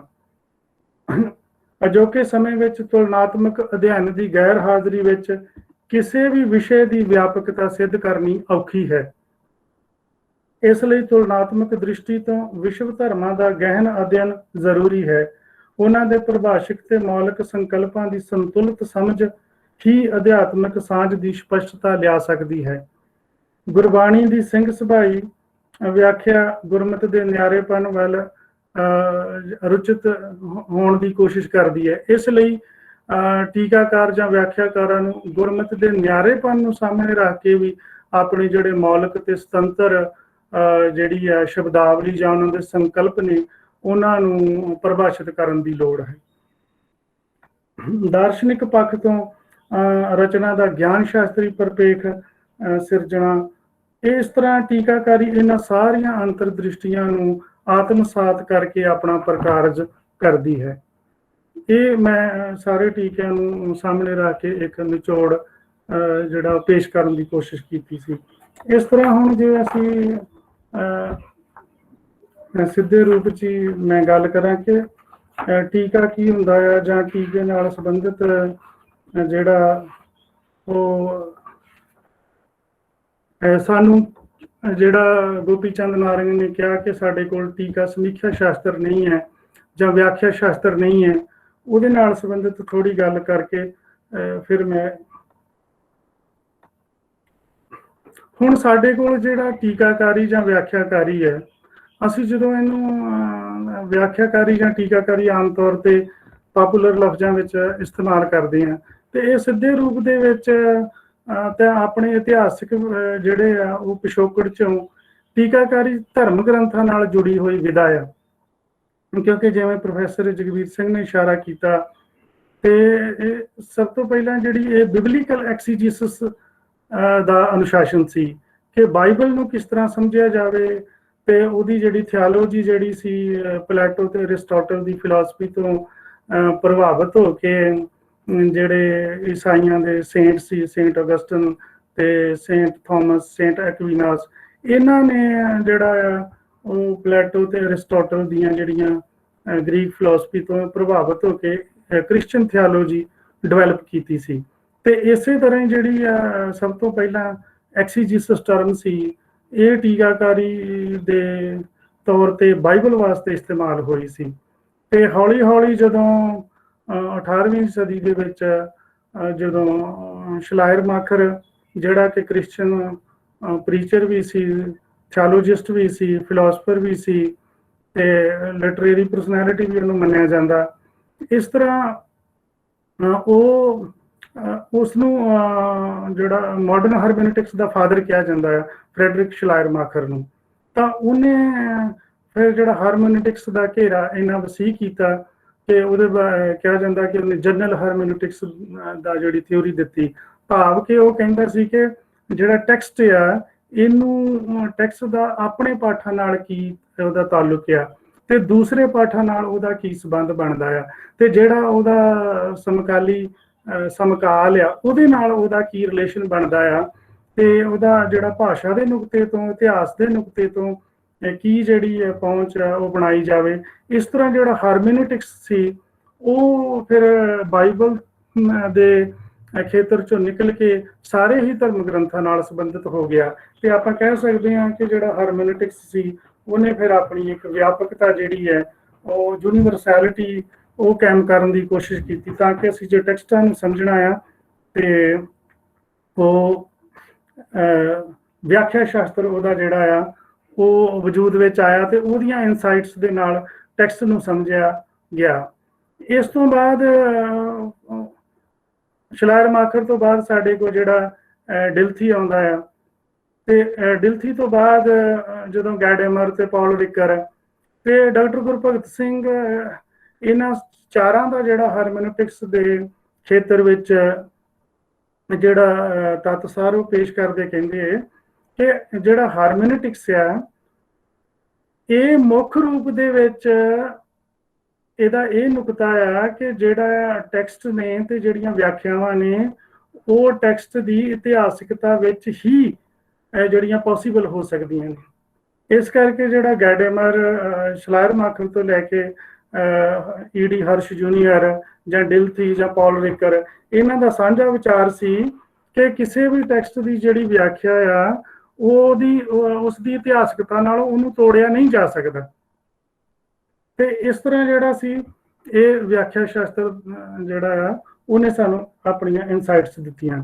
ਤੇ ਜਿਹੜਾ ਧਰਮ ਗ੍ਰੰਥ ਸੀ, ਕਿਉਂਕਿ ਟੀਕਾਕਾਰੀ ਸ਼ੁਰੂ ਤੋਂ ਧਰਮ ਗ੍ਰੰਥ ਨਾਲ ਜੁੜੀ ਸੀ, ਹਾਰਮੋਨਿਟਿਕਸ ਦੇ ਡਿਵੈਲਪ ਹੋਣ ਦੇ ਨਾਲ ਇਹ ਧਰਮ ਗ੍ਰੰਥ ਦੇ ਖੇਤਰ ਚੋਂ ਨਿਕਲ ਕੇ ਜਿਹੜੇ ਲਿਟਰੇਰੀ ਟੈਕਸਟ ਸੀ ਉਹਨਾਂ ਦੀ ਵਿਆਖਿਆ, ਈਵਨ ਕਿ ਜਿਹੜੇ ਲੌਜਿਕ ਦੇ ਸੀ ਜਾਂ ਫਿਲਾਸਫੀ ਦੇ, ਸਾਈਕੋਲੋਜੀ ਦੇ, ਲਾਅ ਦੇ, ਇਹਨਾਂ ਸਾਰੇ ਜਿਹੜੇ ਫਿਰ ਫੀਲਡਸ ਦੇ ਨਾਲ ਸੰਬੰਧਿਤ ਹੋ ਗਿਆ ਹਾਰਮੋਨਿਟਿਕਸ। ਤੇ ਹੁਣ ਤਾਂ ਇੱਥੋਂ ਤੱਕ ਕਿਹਾ ਜਾਂਦਾ ਹੈ ਕਿ ਹਾਰਮੋਨਿਟਿਕਸ ਤਾਂ ਜਿਹੜੀ ਪੂਰੀ ਜ਼ਿੰਦਗੀ ਨੂੰ ਇੰਟਰਪ੍ਰੈਟ ਕਰਨ ਵਾਸਤੇ ਇਹ ਅਨੁਸ਼ਾਸਨ ਜਿਹੜਾ ਆ ਉਹ ਕਾਰਜਸ਼ੀਲ ਆ, ਕਿ ਅਸੀਂ ਜ਼ਿੰਦਗੀ 'ਚ ਜੋ ਕੁਝ ਵਾਪਰ ਰਿਹਾ ਆ, ਜੋ ਸਾਡੀ ਅਕੈਡਮੀ ਦੇ ਵਿੱਚ ਜਿਹੜਾ ਆ ਸਾਡੇ ਗਿਆਨ ਸ਼ਾਸਤਰ ਜਿਹੜੇ ਬਣਾਏ ਜਾ ਰਹੇ ਨੇ, ਉਹਨਾਂ ਦੇ ਵਿੱਚ ਹਾਰਮੋਨਿਟਿਕਸ ਜਿਹੜਾ ਆ ਉਹ ਆਪਣੀਆਂ ਇਨਸਾਈਟਸ ਸਾਨੂੰ ਦੇ ਸਕਦਾ ਆ ਜਾਂ ਸਾਨੂੰ ਨਿਰਦੇਸ਼ਿਤ ਕਰ ਸਕਦਾ ਆ। ਇਸ ਤਰ੍ਹਾਂ ਇਸ ਦੀ ਇੰਪੋਰਟੈਂਸ ਜਿਹੜੀ ਹੈ ਉਹ ਬਣੀ ਹੋਈ ਹੈ। ਤੇ ਇਹਨਾਂ ਨੁਕਤਿਆਂ ਨੂੰ ਧਿਆਨ 'ਚ ਰੱਖ ਕੇ ਮੈਂ ਥੋੜਾ ਟੀਕੇ ਦੀ ਜਿਹੜੀ ਮਹੱਤਤਾ ਆ, ਸੀਮਾ ਆ, ਉਹ ਵੀ ਜ਼ਿਕਰ ਕਰਾਂਗਾ। ਪਹਿਲਾਂ ਕਿ ਸਾਡੇ ਜਿਹੜੇ ਸਟੂਡੈਂਟਸ ਲਈ ਕਿ ਅਸੀਂ ਜਿਹੜਾ ਗੁਰਬਾਣੀ ਦੇ ਅਕੋਰਡਿੰਗ ਜਿਹੜੇ ਸਾਡੇ ਟੀਕੇ ਹੋਏ ਉਹਦੇ ਮੁਤਾਬਕ ਜੇ ਮੈਂ ਕਹਾਂ ਕਿ ਟੀਕਾ ਕੀ ਹੁੰਦਾ, ਕਿਸੇ ਵੀ ਧਰਮ ਗ੍ਰੰਥ ਦੇ ਪਾਠ ਸ਼ਬਦ ਦਾ ਸਰਲ ਤੇ ਸਪਸ਼ਟ ਭਾਸ਼ਾ ਵਿੱਚ ਬੋਧ ਕਰਾਉਣ ਵਾਲੀ ਲਿਖਤ ਨੂੰ ਟੀਕਾ ਕਿਹਾ ਜਾਂਦਾ। ਟੀਕਾ ਸੰਖੇਪ ਹੁੰਦਾ ਹੈ, ਸ਼ਾਬਦਿਕ ਅਰਥ ਵਾਲਾ ਹੁੰਦਾ ਹੈ, ਟੀਕੇ ਵਿੱਚ ਵਾਧੂ ਵਿਸਤਾਰ ਨਹੀਂ ਹੁੰਦਾ। ਆਮ ਕਰਕੇ ਟੀਕੇ ਵਿੱਚ ਪਹਿਲਾਂ ਮੂਲ ਪਾਠ ਦੇ ਕੇ ਸੰਬੰਧਿਤ ਸ਼ਬਦ ਦੇ ਪਦ ਅਰਥ ਉਪਰੰਤ ਤੁਕਵਾਰ ਜਾਂ ਸਮੁੱਚੇ ਸ਼ਬਦ ਦੇ ਅਰਥ ਕੀਤੇ ਜਾਂਦੇ ਹਨ। ਕਈ ਵਾਰ ਟੀਕੇ ਵਿੱਚ ਅਰਥਾਂ ਤੋਂ ਬਾਅਦ ਭਾਵ ਅਰਥ, ਸਮੁੱਚਾ ਭਾਵ ਜਾਂ ਲੋੜੀਂਦੀਆਂ ਥਾਵਾਂ ਤੇ ਨੋਟ ਵੀ ਦਰਜ ਕੀਤੇ ਜਾਂਦੇ ਹਨ। ਇਹ ਗੱਲ ਟੀਕੇ ਬਾਰੇ ਆ।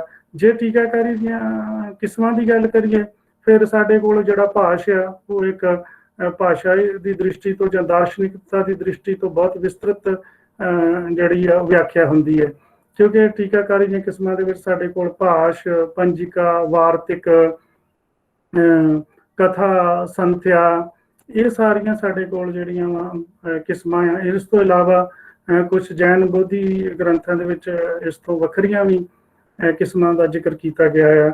ਜਿਸ ਤਰ੍ਹਾਂ ਜਿਹੜੀ ਇਸਲਾਮਿਕ ਜਿਹੜੀਆਂ ਜ਼ਿਆਦਾ ਪਪੂਲਰ ਟਰਮਾਂ ਨੇ ਵਿਆਖਿਆ ਦੇ ਵਿੱਚ, ਉਹ ਕੁਰਾਨ ਦੇ ਨਾਲ ਸੰਬੰਧਿਤ, ਉਹ ਤਫਸੀਰ ਤੇ ਤਾਵੀਲ ਨੇ। ਤੇ ਤਸ਼ਰੀਹ ਲਫ਼ਜ਼ ਵੀ ਕਦੀ ਕਦੀ ਵਰਤਿਆ ਜਾਂਦਾ ਆ, ਤੇ ਇੰਗਲਿਸ਼ ਦੇ ਵਿੱਚ ਤਾਂ ਕਾਫੀ ਸਾਰੇ ਜਿਹੜੇ ਸਿਨੋਨਿਮਸ ਨੇ ਉਹ ਐਕਸੀਜਿਸਿਸ ਤੋਂ ਬਾਅਦ, ਜਿਵੇਂ ਇੰਟਰਪ੍ਰੀਟੇਸ਼ਨ, ਐਕਸਪਲੇਨੇਸ਼ਨ, ਡਿਸਾਈਫਰਮੈਂਟ, ਇਸ ਤਰ੍ਹਾਂ ਹੋਰ ਬਹੁਤ ਸਾਰੇ ਜਿਹੜੇ ਨੇ ਉਹ ਲਫ਼ਜ਼ ਵਰਤੇ ਜਾਂਦੇ ਨੇ। ਤੇ ਟੀਕੇ ਦੀ ਮਹੱਤਤਾ ਕੀ ਹੁੰਦੀ ਹੈ, ਕਿਉਂਕਿ ਇਹ ਇੱਕ ਦੋ ਗੱਲਾਂ ਦੇਖਣ ਨੂੰ ਸੌਖੀਆਂ ਨੇ, ਪਰ ਮੈਂ ਪਾਠਕਾਂ ਲਈ ਜ਼ਰੂਰ ਕਰਨਾ ਚਾਹੁੰਦਾ, ਕਿਉਂਕਿ ਪੰਜਾਬੀ ਦੇ ਆਪਣੀ ਜਿਹੜੀ ਪੰਜਾਬੀ ਅਕੈਡਮੀ ਦੇ ਵਿੱਚ ਇਸ ਤਰ੍ਹਾਂ ਦੇ ਜਿਹੜੇ ਆਪਣੀ ਅਜੇ ਵੀ ਸਾਈਕੀ ਇੱਕ ਜਿਹੜੀ ਹੈ ਉਹ ਕਦੀ ਕਦੀ ਦੇਖਣ ਨੂੰ ਮਿਲਦੀ ਹੈ ਕਿ ਉਹ ਚੀਜ਼ਾਂ ਨੂੰ ਬਹੁਤ ਲਾਈਟ ਲੈਂਦੇ ਨੇ, ਤੇ ਜਾਂ ਤਾਂ ਸਿੱਧੇ ਸਿੱਧੇ ਕਿਸੇ ਦੇ ਫੇਵਰ 'ਚ ਹੋ ਜਾਂਦੇ ਨੇ, ਤੇ ਜਾਂ ਫਿਰ ਸਿੱਧੀ ਸਿੱਧੀ ਰਿਜੈਕਸ਼ਨ 'ਚ ਆਪਾਂ ਚਲੇ ਜਾਂਦੇ ਹਾਂ ਜਦੋਂ ਵੀ ਕੋਈ ਸਾਨੂੰ ਡਿਫਰੈਂਟ ਪਰਸਪੈਕਟਿਵ ਜਿਹੜਾ ਆ ਉਹ ਨਜ਼ਰ ਆਉਂਦਾ ਆ ਆਪਣੇ ਬਲੀਫ ਜਾਂ ਜਿਹੜੀਆਂ ਪ੍ਰੈਜੂਡਾਈਸਿਸ ਜਾਂ ਪ੍ਰੀ ਕੰਸੈਪਸ਼ਨਸ ਦੇ ਅਗੇਂਸਟ। ਇਸ ਕਰਕੇ ਮੈਂ ਟੀਕੇ ਦੀ ਮਹੱਤਤਾ ਬਾਰੇ ਥੋੜਾ ਕਹਾਂਗਾ ਕਿ ਧਰਮ ਗ੍ਰੰਥਾਂ ਦਾ ਅਨੁਭਵ ਜ਼ਿੰਦਗੀ ਦੇ ਦਿਸਦੇ ਅਣਦਿਸਦੇ ਸਰਬ ਪਸਾਰਾਂ ਦੇ ਪਿੱਛੇ ਕਾਰਜਸ਼ੀਲ ਦੈਵੀ ਸ਼ਕਤੀ ਦਾ ਅਨੁਭਵ ਹੁੰਦਾ ਹੈ। ਇਸ ਦਾ ਸਰੂਪ ਅਧਿਆਤਮ ਵਾਲਾ ਅਤੇ ਪ੍ਰਭਤਾ ਆਪਣੇ ਆਪ ਵਿੱਚ ਅੰਤਰੀਵੀ ਹੁੰਦੀ ਹੈ। ਦੈਵੀ ਸਮੁੱਚ ਦਾ ਅਨੁਭਵ ਹੋਣ ਕਾਰਨ ਧਰਮ ਗ੍ਰੰਥ ਬਹੁਤ ਜਟਿਲ ਸਰੂਪ ਰੱਖਦੇ ਹਨ। ਇਹ ਬਹੁਪਰਤੀ ਬਹੁਦਿਸ਼ਾਵੀ ਹੁੰਦੇ ਹਨ। ਕਾਲਖੰਡ ਦੇ ਬਦਲਦੇ ਰੂਪ ਧਰਮ ਗ੍ਰੰਥਾਂ ਨੂੰ ਪ੍ਰਭਾਵਿਤ ਨਹੀਂ ਕਰਦੇ, ਸਗੋਂ ਧਰਮ ਗ੍ਰੰਥਾਂ ਦੀ ਗਤੀਸ਼ੀਲਤਾ ਵਿੱਚੋਂ ਆਪਣੀ ਖੁਰਾਕ ਲੈਂਦੇ ਹਨ। ਹਰੇਕ ਕਾਲਖੰਡ ਵਿੱਚ ਮਨੁੱਖੀ ਜ਼ਿੰਦਗੀ ਧਰਮ ਗ੍ਰੰਥਾਂ ਦੇ ਆਸਰੇ ਹੀ ਦਿਸ਼ਾ ਨਿਰਦੇਸ਼ ਲੈ ਕੇ ਆਪਣੀ ਮੰਜ਼ਿਲ ਨੂੰ ਪ੍ਰਾਪਤ ਕਰਦੀ ਹੈ। ਟੀਕਾ ਕਿਸੇ ਵੀ ਧਰਮ ਗ੍ਰੰਥ ਦੇ ਅਧਿਐਨ ਲਈ ਬਹੁਤ ਸਹਾਈ ਹੁੰਦਾ ਹੈ। ਧਰਮ ਅਧਿਐਨ ਅਤੇ ਗਿਆਨ ਨਾਲ ਜੁੜੇ ਵਿਦਵਾਨਾਂ, ਪਾਠਕਾਂ ਅਤੇ ਆਮ ਲੋਕਾਂ ਲਈ ਟੀਕਾ ਹੀ ਪ੍ਰਮੁੱਖ ਭੂਮਿਕਾ ਨਿਭਾਉਂਦਾ ਹੈ। ਜਦ ਟੀਕਾਕਾਰ ਜਾਂ ਵਿਆਖਿਆਕਾਰ ਹੋਰਨਾਂ ਧਰਮਾਂ ਦੇ ਟੀਕੇ ਆਪਣੀ ਭਾਸ਼ਾ ਵਿੱਚ ਅਨੁਵਾਦ ਕਰਦੇ ਹਨ ਤਾਂ ਇਹ ਟੀਕੇ ਅੰਤਰ ਧਰਮ ਸੰਵਾਦ ਨੂੰ ਜਨਮ ਦਿੰਦੇ ਹਨ ਅਤੇ ਧਾਰਮਿਕ ਸਹਿਣਸ਼ੀਲਤਾ ਪੈਦਾ ਕਰਕੇ ਸਮਾਜ 'ਚ ਇੱਕ ਦੂਜੇ ਪ੍ਰਤੀ ਭਾਈਚਾਰਕ ਮਾਹੌਲ ਸਿਰਜਣ ਵਿੱਚ ਅਹਿਮ ਯੋਗਦਾਨ ਪਾਉਂਦੇ ਹਨ। ਭਗਤੀ ਮਾਰਗ ਦੇ ਪਾਂਧੀਆਂ ਲਈ ਇਹਨਾਂ ਦਾ ਮਹੱਤਵ ਹੋਰ ਵੀ ਵੱਧ ਜਾਂਦਾ ਹੈ। ਟੀਕੇ ਦੂਜੇ ਧਰਮਾਂ ਦੇ ਅਧਿਆਤਮਿਕ ਪੱਖ ਜੋ ਇੱਕ ਦੂਜੇ ਨਾਲ ਰੱਬੀ ਏਕਤਾ ਪ੍ਰਗਟਾਉਂਦੇ ਹਨ, ਉਹਨਾਂ ਨੂੰ ਵੀ ਉਜਾਗਰ ਕਰਦੇ ਹਨ। ਇਸ ਤਰ੍ਹਾਂ ਟੀਕੇ ਰਾਹੀਂ ਦੂਜੇ ਧਰਮਾਂ ਦੇ ਪੈਗੰਬਰਾਂ, ਅਵਤਾਰਾਂ ਦੇ ਧਰਮ ਅਨੁਭਵਾਂ ਰਾਹੀਂ ਵਾਪਰੇ ਕੌਤਕਾਂ ਅਤੇ ਧਰਮ ਗ੍ਰੰਥਾਂ ਵਿੱਚ ਦਰਜ ਅਧਿਆਤਮ ਮਾਰਗ ਦੀਆਂ ਸੂਖਮ ਰਮਜਾਂ ਨੂੰ ਸਮਝਣ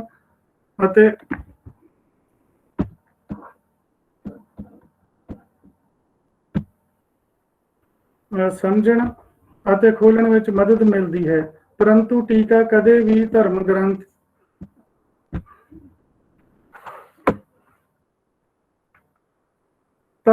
ਜਾਂ ਮੂਲ ਦੀ ਥਾਂ ਨਹੀਂ ਲੈ ਸਕਦਾ। ਸਰ, ਮੇਰੀ ਆਵਾਜ਼ ਆ ਰਹੀ ਹੈ? ਹਾਂਜੀ ਡਾਕਟਰ ਸਾਹਿਬ, ਬਿਲਕੁਲ ਠੀਕ ਆ ਰਹੀ ਹੈ ਤੁਹਾਡੀ ਆਵਾਜ਼। ਓਕੇ ਜੀ। ਕਹੋ ਕਿ ਉਹ ਵੀਡੀਓ ਆਫ ਕਰੇ। ਟੀਕੇ ਦੀ ਜਿਹੜੀ ਹੈ ਉਹ ਲਿਮਿਟੇਸ਼ਨ ਕੀ ਹੋ ਸਕਦੀ ਹੈ? ਸਮੇਂ ਦੇ ਬਦਲਣ ਨਾਲ ਮਨੁੱਖੀ ਜ਼ਿੰਦਗੀ ਅਤੇ ਉਸ ਨਾਲ ਸੰਬੰਧਿਤ ਲਗਭਗ ਸਾਰੇ ਪੱਖਾਂ ਦੀ ਜਿਹੜੀ ਵਿਆਖਿਆ ਉਹਦੇ ਪੱਧਰ ਨਵਾਂ ਰੂਪ ਅਖਤਿਆਰ ਕਰ ਲੈਂਦੇ ਹਨ।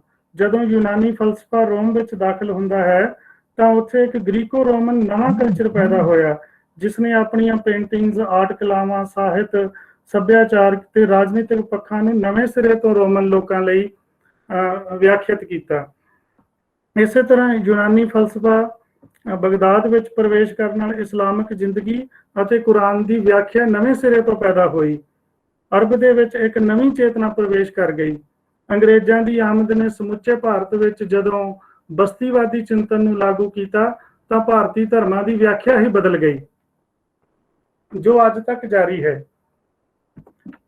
ਟੀਕਾਕਾਰ ਦੀ ਸਮਰੱਥਾ ਦਾ ਇੱਕ ਵਿਸ਼ੇਸ਼ ਪੱਧਰ ਹੋਣ ਕਾਰਨ ਕੋਈ ਵੀ ਟੀਕਾ ਪੂਰਨ ਰੂਪ ਵਿੱਚ ਅੰਤਿਮ ਨਹੀਂ ਕਿਹਾ ਜਾ ਸਕਦਾ, ਕਿਉਂਕਿ ਲਿਖਤ ਦੇ ਭਾਵ ਸੰਸਾਰ ਦਾ ਵੱਡਾ ਹਿੱਸਾ ਟੀਕੇ ਤੋਂ ਬਾਹਰ ਰਹਿੰਦਾ ਹੈ। ਟੀਕਾਕਾਰ ਦੇ ਆਪਣੇ ਅੰਤਰਮੁਖੀ ਝੁਕਾਵਾਂ ਕਾਰਨ ਟੀਕਾ ਇੱਕ ਖਾਸ ਦਿਸ਼ਾ ਵੱਲ ਰੁਚਿਤ ਹੋ ਜਾਂਦਾ ਹੈ। ਕਈ ਵਾਰ ਟੀਕੇ ਸਿਰਫ ਇਕਹਿਰੀ ਦਿਸ਼ਾ ਵੱਲ ਹੀ ਪਰਿਵਰਤਿਤ ਹੁੰਦੇ ਹਨ। ਉਪਲਬਧ ਵਿਆਖਿਆ ਸਾਹਿਤ ਇਸ ਗੱਲ ਦੀ ਹਾਮੀ ਭਰਦਾ ਹੈ। ਵੇਦ ਵਿਆਖਿਆ ਦੀਆਂ ਮੁੱਢਲੇ ਕਾਲ ਦੌਰਾਨ 3 ਵਿਆਖਿਆ ਪੱਧਤੀਆਂ ਪ੍ਰਚਲਿਤ ਸਨ: ਅਧਿਦੈਵਕ, ਅਧਿਆਤਮਕ ਅਤੇ ਅਧਿਜਗਿਅਕ। ਚਾਰੇ ਵੇਦਾਂ ਸਮੇਤ ਬਹੁਤ ਸਾਰੇ ਵੈਦਿਕ ਸਾਹਿਤ ਉੱਪਰ ਭਾਸ਼ ਲਿਖਣ ਵਾਲੇ ਸੈਨਾਚਾਰੀਆ ਆਦਿ ਯज्ञक ਪद्धਤੀ ਦਾ ਅਨੁਸਰਣ ਕਰਦੇ ਸਨ। ਸਵਾਮੀ ਦਇਆਨੰਦ ਜਿੱਥੇ ਇੱਕ ਪਾਸੇ ਪੱਛਮੀ ਸਿੱਖਿਆ ਅਨੁਸਾਰ ਕੀਤੇ ਵੇਦ ਅਰਥਾਂ ਨਾਲ ਸਹਿਮਤ ਹੁੰਦੇ ਸਨ, ਉੱਥੇ ਉਹ ਸੈਨਾਚਾਰੀਆ ਦੀ ਵੀ ਆਲੋਚਨਾ ਕਰਦੇ ਅਤੇ ਅਧਿਆਤਮਿਕ ਪੱਧਤੀ ਅਨੁਸਾਰ ਸਦਾਚਾਰਕ ਪੱਖ ਤੋਂ ਵੇਦ ਭਾਸ਼ ਕਰਦੇ ਸਨ। ਸ਼੍ਰੀ ਅਰਵਿੰਦ, ਜਿਹਨੂੰ ਆਪਾਂ ਅਰਬਿੰਦੂ ਵੀ ਕਹਿੰਦੇ ਆ, ਸ਼੍ਰੀ ਅਰਵਿੰਦ ਨੇ ਮਨੋਵਿਗਿਆਨਕ, ਪ੍ਰਤੀਕਾਤਮਕ ਅਤੇ ਦਾਰਸ਼ਨਿਕ ਪੱਧਤੀ ਦਾ ਅਨੁਸਰਣ ਕਰਦੇ ਹੋਏ ਵੇਦ ਮੰਤਰਾਂ ਅਤੇ ਗੀਤਾ ਆਦਿਕ ਦੀ ਵਿਆਖਿਆ ਕੀਤੀ। ਮੈਂ ਇੱਕ ਓਲਡ ਟੈਸਟਾਮੈਂਟ ਤੇ ਨਿਊ ਟੈਸਟਾਮੈਂਟ ਦੀ ਇੱਕ ਕਮੈਂਟਰੀ ਦੇਖੀ। ਉਹਦੇ ਵਿੱਚ ਜਿਹੜੇ ਉਹਨਾਂ ਦੇ ਜਿਹੜੇ ਕਮੈਂਟਰੀਕਾਰ ਸੀ, ਉਹ ਜਦੋਂ ਵੀ ਕਿਸੇ ਬਾਈਬਲ ਦਾ ਜਿਹੜਾ ਸ਼ਬਦ ਸੀ ਉਹਦਾ ਅਰਥ ਦੇਣ ਤੋਂ ਪਹਿਲਾਂ ਉਸ ਦਾ ਹਿਸਟੋਰੀਕਲ ਬੈਕਗਰਾਉਂਡ ਦਿੰਦੇ ਸੀ। ਇਸੇ ਤਰ੍ਹਾਂ ਪ੍ਰੋਫੈਸਰ ਸਾਹਿਬ ਸਿੰਘ ਜਿਹੜੇ ਵਿਆਕਰਣਿਕ ਨਿਯਮਾਂ ਨੂੰ ਗੁਰਬਾਣੀ ਉੱਪਰ ਲਾਗੂ ਕਰਕੇ ਗੁਰਬਾਣੀ ਦਾ ਇੱਕ ਹੀ ਅਰਥ, ਜਾਂ ਇੰਝ ਕਹਿ ਸਕਦੇ ਹਾਂ ਕਿ ਗੁਰਬਾਣੀ ਅਰਥਾਂ ਨੂੰ ਨਿਸ਼ਚਿਤ ਰੂਪ ਪ੍ਰਦਾਨ ਕਰਨ ਵੱਲ ਰੁਚਿਤ ਹਨ। ਹੁਣ ਸੀ ਕਿ ਸਾਡੇ ਕੋਲ ਟੀਕਾ ਸਮੀਖਿਆ ਦੀ ਲੋੜ ਕਿਉਂ ਪੈਂਦੀ ਹੈ। ਉਪਰੋਕਤ ਚਰਚਾ ਤੋਂ ਸਪਸ਼ਟ ਹੈ ਕਿ ਕੋਈ ਵੀ ਟੀਕਾਕਾਰ ਧਰਮ ਗ੍ਰੰਥਾਂ ਦੇ ਸਰਬਪੱਖੀ ਅਨੁਭਵ ਨੂੰ ਕਿਸੇ ਇੱਕ ਟੀਕੇ ਵਿੱਚ ਪ੍ਰਸਤੁਤ ਕਰਨ ਦੇ ਸਮਰੱਥ ਨਹੀਂ ਹੋ ਸਕਦਾ। ਸਗੋਂ ਕਈ ਵਾਰ ਟੀਕੇ ਉਲਾਰੂ ਪ੍ਰਭਾਵ ਸਿਰਜਦੇ ਹੋਏ ਧਰਮ ਗ੍ਰੰਥਾਂ ਦਾ ਮੌਲਿਕ ਰੂਪ ਵਿੱਚ ਅਧਿਐਨ ਕਰਨ ਦੇ ਰਸਤੇ ਵਿੱਚ ਖੜੋਤ ਪੈਦਾ ਕਰਦੇ ਹਨ। ਇਸ ਖੜੋਤ ਨੂੰ ਤੋੜਨ ਲਈ ਧਰਮ ਗ੍ਰੰਥਾਂ ਦੇ ਟੀਕਿਆਂ ਦੀ ਲੋੜ ਨਿਰੰਤਰ ਬਣੀ ਰਹਿੰਦੀ ਹੈ। ਇਸ ਤਰ੍ਹਾਂ ਹਰੇਕ ਟੀਕਾ ਆਪਣੇ ਆਪ ਵਿੱਚ ਦੂਜੇ ਟੀਕੇ ਦੀਆਂ ਸੰਭਾਵਨਾਵਾਂ ਨੂੰ ਜਨਮ ਵੀ ਦਿੰਦਾ ਹੈ। ਧਰਮ ਅਧਿਐਨ ਦੇ ਖੇਤਰ ਵਿੱਚ ਧਰਮ ਗ੍ਰੰਥਾਂ ਦੇ ਟੀਕੇ ਇੱਕ ਮਹੱਤਵਪੂਰਨ ਥਾਂ ਰੱਖਦੇ ਹਨ। ਵਿਸ਼ਵ ਦੇ ਧਾਰਮਿਕ ਸਾਹਿਤ ਵਿੱਚ ਇਹਨਾਂ ਟੀਕਿਆਂ ਦੀ ਇੱਕ ਸਤਿਕਾਰਯੋਗ ਪਰੰਪਰਾ ਹੈ। ਇਹ ਟੀਕੇ ਧਰਮ ਗ੍ਰੰਥਾਂ ਦੇ ਵੱਖਰੇ ਵੱਖਰੇ ਪੱਖ ਤੋਂ ਉਹਨਾਂ ਦੇ ਗੂੜ ਰਹੱਸ ਅਤੇ ਅਨੁਭਵੀ ਮੰਡਲ ਦੀਆਂ ਰਮਜ਼ਾਂ ਖੋਲ੍ਹਦੇ ਹਨ। ਇਹ ਵੱਖੋ ਵੱਖਰੇ ਰੂਪਾਂ ਵਿੱਚ ਹੋ ਚੁੱਕੇ ਟੀਕਿਆਂ ਦਾ ਵਿਸ਼ਲੇਸ਼ਣ ਕਰਕੇ ਇਹਨਾਂ ਪ੍ਰਤੀ ਸੰਤੁਲਿਤ ਪਹੁੰਚ ਅਪਣਾਉਣ ਦੀ ਲੋੜ ਹੈ। ਕਈ ਵਾਰ ਵੱਖਰੇ ਪੱਖ ਤੋਂ ਹੋਏ ਟੀਕਿਆਂ ਨੂੰ ਘਟਾਓਵਾਦ ਦੀ ਦ੍ਰਿਸ਼ਟੀ ਨਾਲ ਵੇਖਿਆ ਜਾਂਦਾ ਹੈ। ਧਰਮ ਗ੍ਰੰਥਾਂ ਦੇ ਟੀਕਿਆਂ ਦੀ ਸਮੀਖਿਆ ਕਰਨ ਲਈ ਸਮੀਖਿਆ ਦਾ ਪ੍ਰਣਾਲੀਬੱਧ ਵਿਧੀ ਵਿਧਾਨ ਅਤ ਲੋੜੀਂਦਾ ਹੈ ਤਾਂ ਕਿ ਧਰਮ ਗ੍ਰੰਥਾਂ ਦੇ ਟੀਕਿਆਂ ਦਾ ਠੀਕ ਰੂਪ ਵਿੱਚ ਵਿਸ਼ਲੇਸ਼ਣ ਹੋ ਸਕੇ।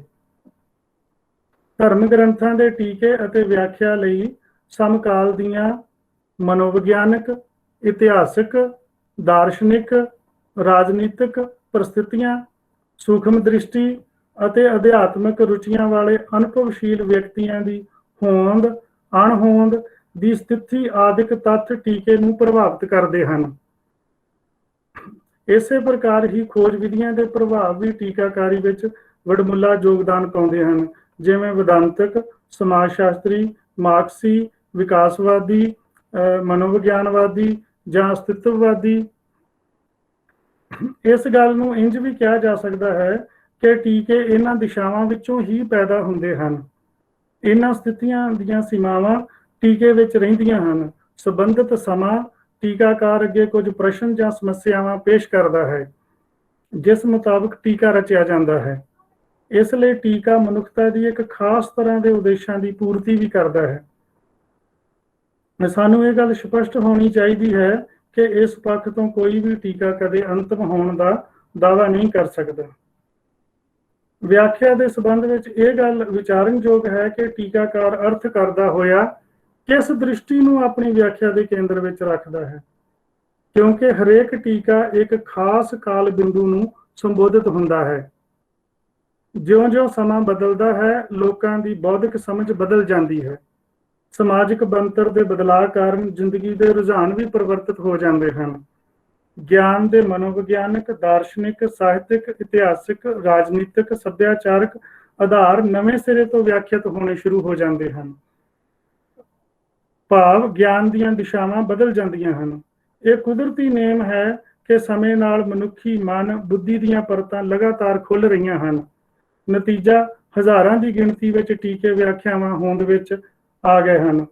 ਟੀਕਾਕਾਰ ਇੱਕ ਵਿਸ਼ੇਸ਼ ਜਾਂ ਨਿਸ਼ਚਿਤ ਕਾਲ ਬਿੰਦੂ ਅਤੇ ਸਮਰੱਥਾ ਅਨੁਰੂਪ ਵਿਆਖਿਆ ਕਰਦਾ ਹੋਇਆ ਉਸ ਮਾਹੌਲ ਮੁਤਾਬਕ ਧਰਮ ਗ੍ਰੰਥ ਨੂੰ ਨਿਆਂਸ਼ੀਲ ਸਿੱਧ ਕਰਨ ਦੇ ਯਤਨ ਵਿੱਚ ਹੁੰਦਾ ਹੈ।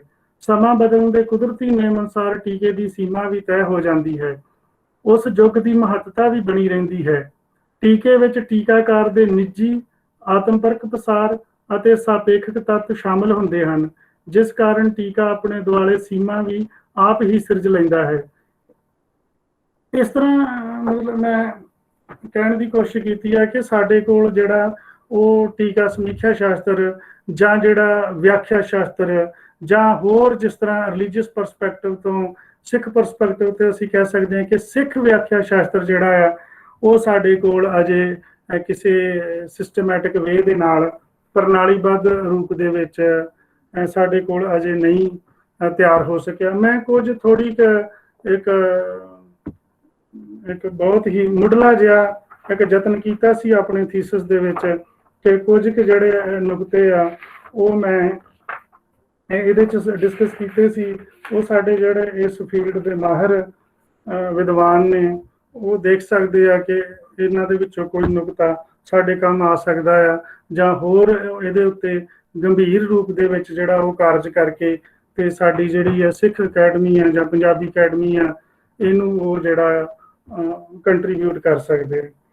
ਸਭ ਤੋਂ ਪਹਿਲਾਂ ਮੈਂ ਕਿਹਾ ਸੀ ਕਿ ਜਿਹੜਾ ਪਹਿਲਾ ਪੁਆਇੰਟ ਸੀ ਕਿ ਭਾਸ਼ਾ, ਸ਼ਬਦ ਅਤੇ ਅਰਥ ਦੀ ਸੰਬੰਧਾਤਮਕਤਾ, ਕਿ ਜਦੋਂ ਅਸੀਂ ਆਪਣਾ ਵਿਆਖਿਆ ਸ਼ਾਸਤਰ ਜਾਂ ਜਿਹੜਾ ਉਹ ਟੀਕਾ ਸਮੀਖਿਆ ਸ਼ਾਸਤਰ ਉਸਾਰਨਾ ਆ ਤਾਂ ਸਾਡੇ ਕੋਲ ਜਿਹੜੀ ਭਾਸ਼ਾ, ਸ਼ਬਦ ਤੇ ਅਰਥ ਦੀ ਸੰਬੰਧਾਤਮਕਤਾ ਇਹ ਪੂਰੀ ਤਰ੍ਹਾਂ ਮੇਰੇ ਵੱਸ ਤੋਂ ਬਾਹਰ ਦਾ ਸਬਜੈਕਟ ਆ, ਪਰ ਇਹ ਪੁਆਇੰਟ ਮੈਂ ਇਸ ਕਰਕੇ ਆਪਣਾ ਡਿਸਕਸ ਕਰ ਰਿਹਾ ਕਿ ਮੇਰੇ ਸਾਹਮਣੇ ਕਿਉਂਕਿ ਪੰਜਾਬੀ ਭਾਸ਼ਾ ਤੇ ਸਾਹਿਤ ਚਿੰਤਨ ਨਾਲ ਜੁੜੇ ਵਿਦਵਾਨ ਬੈਠੇ ਹੋਏ ਨੇ, ਉਹ ਚੰਗੀ ਤਰ੍ਹਾਂ ਜਾਣਦੇ ਆ ਕਿ ਜਿਹੜੀ ਸਾਡੀ ਜਿਹੜਾ ਹੁਣੇ ਆਪਾਂ ਜ਼ਿਕਰ ਕੀਤਾ ਪਾਣਨੀ, ਪਤੰਜਲੀ ਤੋਂ ਲੈ ਕੇ ਕਿ ਕਿਸ ਤਰ੍ਹਾਂ ਜਿਹੜਾ ਜੈਨੀ ਬੋਧੀ ਜਿਹੜੀ ਭਾਸ਼ਾ ਦੇ ਸਕੂਲ ਆ ਤੇ ਜਿਹੜੀ ਬਾਅਦ ਚ Einstein the theory of relativity ਆਈ ਤੇ ਜੈਨੀ ਤੇ ਬੋਧੀ ਸਕੂਲਾਂ ਨੇ ਸ਼ੁਰੂ ਤੋਂ ਹੀ ਜਿਹੜੀ ਆ ਭਾਸ਼ਾ ਸੀ ਉਹਨੂੰ ਜੋ ਰਿਲੇਟਿਵਿਟੀ ਦੀ ਥਿਊਰੀ ਦੇ ਨਾਲ ਜੋੜ ਕੇ ਦੇਖਿਆ ਸੀ। ਤੇ ਉਹ ਕਿਉਂਕਿ ਜਿਹੜੇ ਵੈਦਿਕ ਸਕੂਲ ਸੀ ਉਹ ਕੁਝ ਸ਼ਬਦ ਨੂੰ ਇਸ ਤਰ੍ਹਾਂ ਨਹੀਂ ਸੀ ਦੇਖਦੇ ਜਿਸ ਤਰ੍ਹਾਂ ਪਹਿਲਾਂ ਜੈਨੀ ਬੋਧੀ ਸਕੂਲਾਂ ਨੇ ਦੇਖਿਆ। ਤੇ ਮੇਰੇ ਖਿਆਲ ਮੈਂ ਇਹਦੇ ਬਾਰੇ ਜ਼ਿਆਦਾ ਗੱਲ ਨਹੀਂ ਕਰ ਸਕਦਾ, ਇਹਦੇ ਨਾਲ ਤਾਂ ਜਿਹੜੇ ਭਾਸ਼ਾ ਵਿਗਿਆਨੀ ਤੇ ਚਿੰਤਨ ਦੇ ਨਾਲ ਜੁੜੇ ਉਹ ਜ਼ਿਆਦਾ ਇਹਦੇ ਬਾਰੇ ਵਧੀਆ ਤਰੀਕੇ ਨਾਲ ਗੱਲ ਕਰ ਸਕਦੇ ਆ। ਕਿਉਂ? ਪਰ ਇਹਦਾ ਜਿਹੜਾ ਗੁਰੂ ਗ੍ਰੰਥ ਸਾਹਿਬ ਜਾਂ ਗੁਰਬਾਣੀ ਨਾਲ ਸੰਬੰਧਿਤ ਜਿੱਥੋਂ ਤੱਕ ਇਹਦੀ ਗੱਲ ਆ ਭਾਸ਼ਾ ਦੀ, ਕਿ ਜੇ ਅਸੀਂ ਹੁਣ ਜਿਸ ਤਰ੍ਹਾਂ ਸਾਡੇ ਕੋਲ ਪੋਸਟ ਮਾਡਰਨਿਜ਼ਮ ਨੇ ਨਵੀਆਂ ਇਨਸਾਈਟਸ ਤੇ ਨਵੀਂ ਅੰਡਰਸਟੈਂਡਿੰਗ ਸਾਨੂੰ ਦਿੱਤੀ ਹੈ ਚੀਜ਼ਾਂ ਨੂੰ ਦੇਖਣ ਦੀ, ਟੈਕਸਟ ਨੂੰ ਦੇਖਣ ਦੀ, ਲੈਂਗੁਏਜ ਨੂੰ, ਸਾਈਨ ਤੇ ਸਿੰਬਲ ਨੂੰ ਦੇਖਣ ਦੀ, ਜਿਹੜਾ ਕਿ ਪਹਿਲਾਂ ਸਮੈਂਟਿਕ ਦੇ ਦੁਆਲੇ ਜਿਹੜਾ ਸਾਡਾ ਟੈਕਸਟ ਸੀ ਉਹਨੂੰ ਦੇਖਿਆ ਜਾਂਦਾ ਸੀ, ਫਿਰ ਉਹ ਸਮੈਂਟਿਕਸ ਤੋਂ ਨਿਕਲ ਕੇ ਸਮਿਓਟਿਕ ਦੇ ਵਿੱਚ ਕਿਸ ਤਰ੍ਹਾਂ ਅਸੀਂ ਉਹਨੂੰ ਦੇਖ ਰਹੇ ਹਾਂ। ਤੇ ਹੁਣ ਹੋਰ ਜਿਹੜੀਆਂ ਵਾ ਇੱਥੋਂ ਤੱਕ ਕਿ ਸਾਡੇ ਕੋਲ ਜਿਹੜਾ ਵਾ ਨਾਰੀਵਾਦੀ ਦ੍ਰਿਸ਼ਟੀਕੋਣ ਵੀ ਸਾਹਮਣੇ ਹੁਣ ਆ ਚੁੱਕਾ ਆ। ਤੇ ਇਹ ਸਾਰੀਆਂ ਦ੍ਰਿਸ਼ਟੀਆਂ ਦੇ ਨੁਕਤੇ ਤੋਂ ਜਿਹੜੀ ਆ ਉਹ ਗੁਰੂ ਗ੍ਰੰਥ ਸਾਹਿਬ ਦੀ ਭਾਸ਼ਾ ਨੂੰ ਵੇਖਿਆ ਜਾਣਾ ਚਾਹੀਦਾ ਤੇ ਇਹਦੇ ਜਿਹੜੀ ਆ ਅਰਥ ਪਸਾਰ ਆ ਉਹਨਾਂ ਨੂੰ ਦੇਖਣ ਦੀ ਲੋੜ ਆ।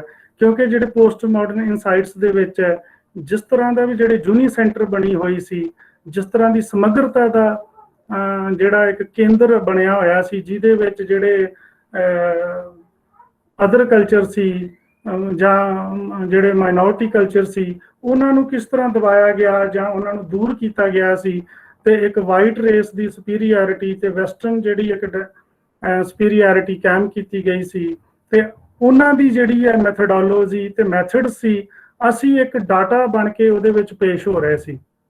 ਤੇ ਇਹਨਾਂ ਸਾਰੀਆਂ ਚੀਜ਼ਾਂ ਦੀ ਜਿਹੜੀ ਆ ਸਮਗਰਤਾ ਦੇ ਖਿਲਾਫ ਜਿਹੜਾ ਵਾ ਉਹ ਉੱਤਰ ਆਧੁਨਿਕ ਵਿਦਵਾਨੀ ਜਿਹੜੇ ਵਿਦਵਾਨ ਨੇ ਉਹਨਾਂ ਦੇ ਖਿਲਾਫ ਆਵਾਜ਼ ਚੁੱਕੀ ਹੈ।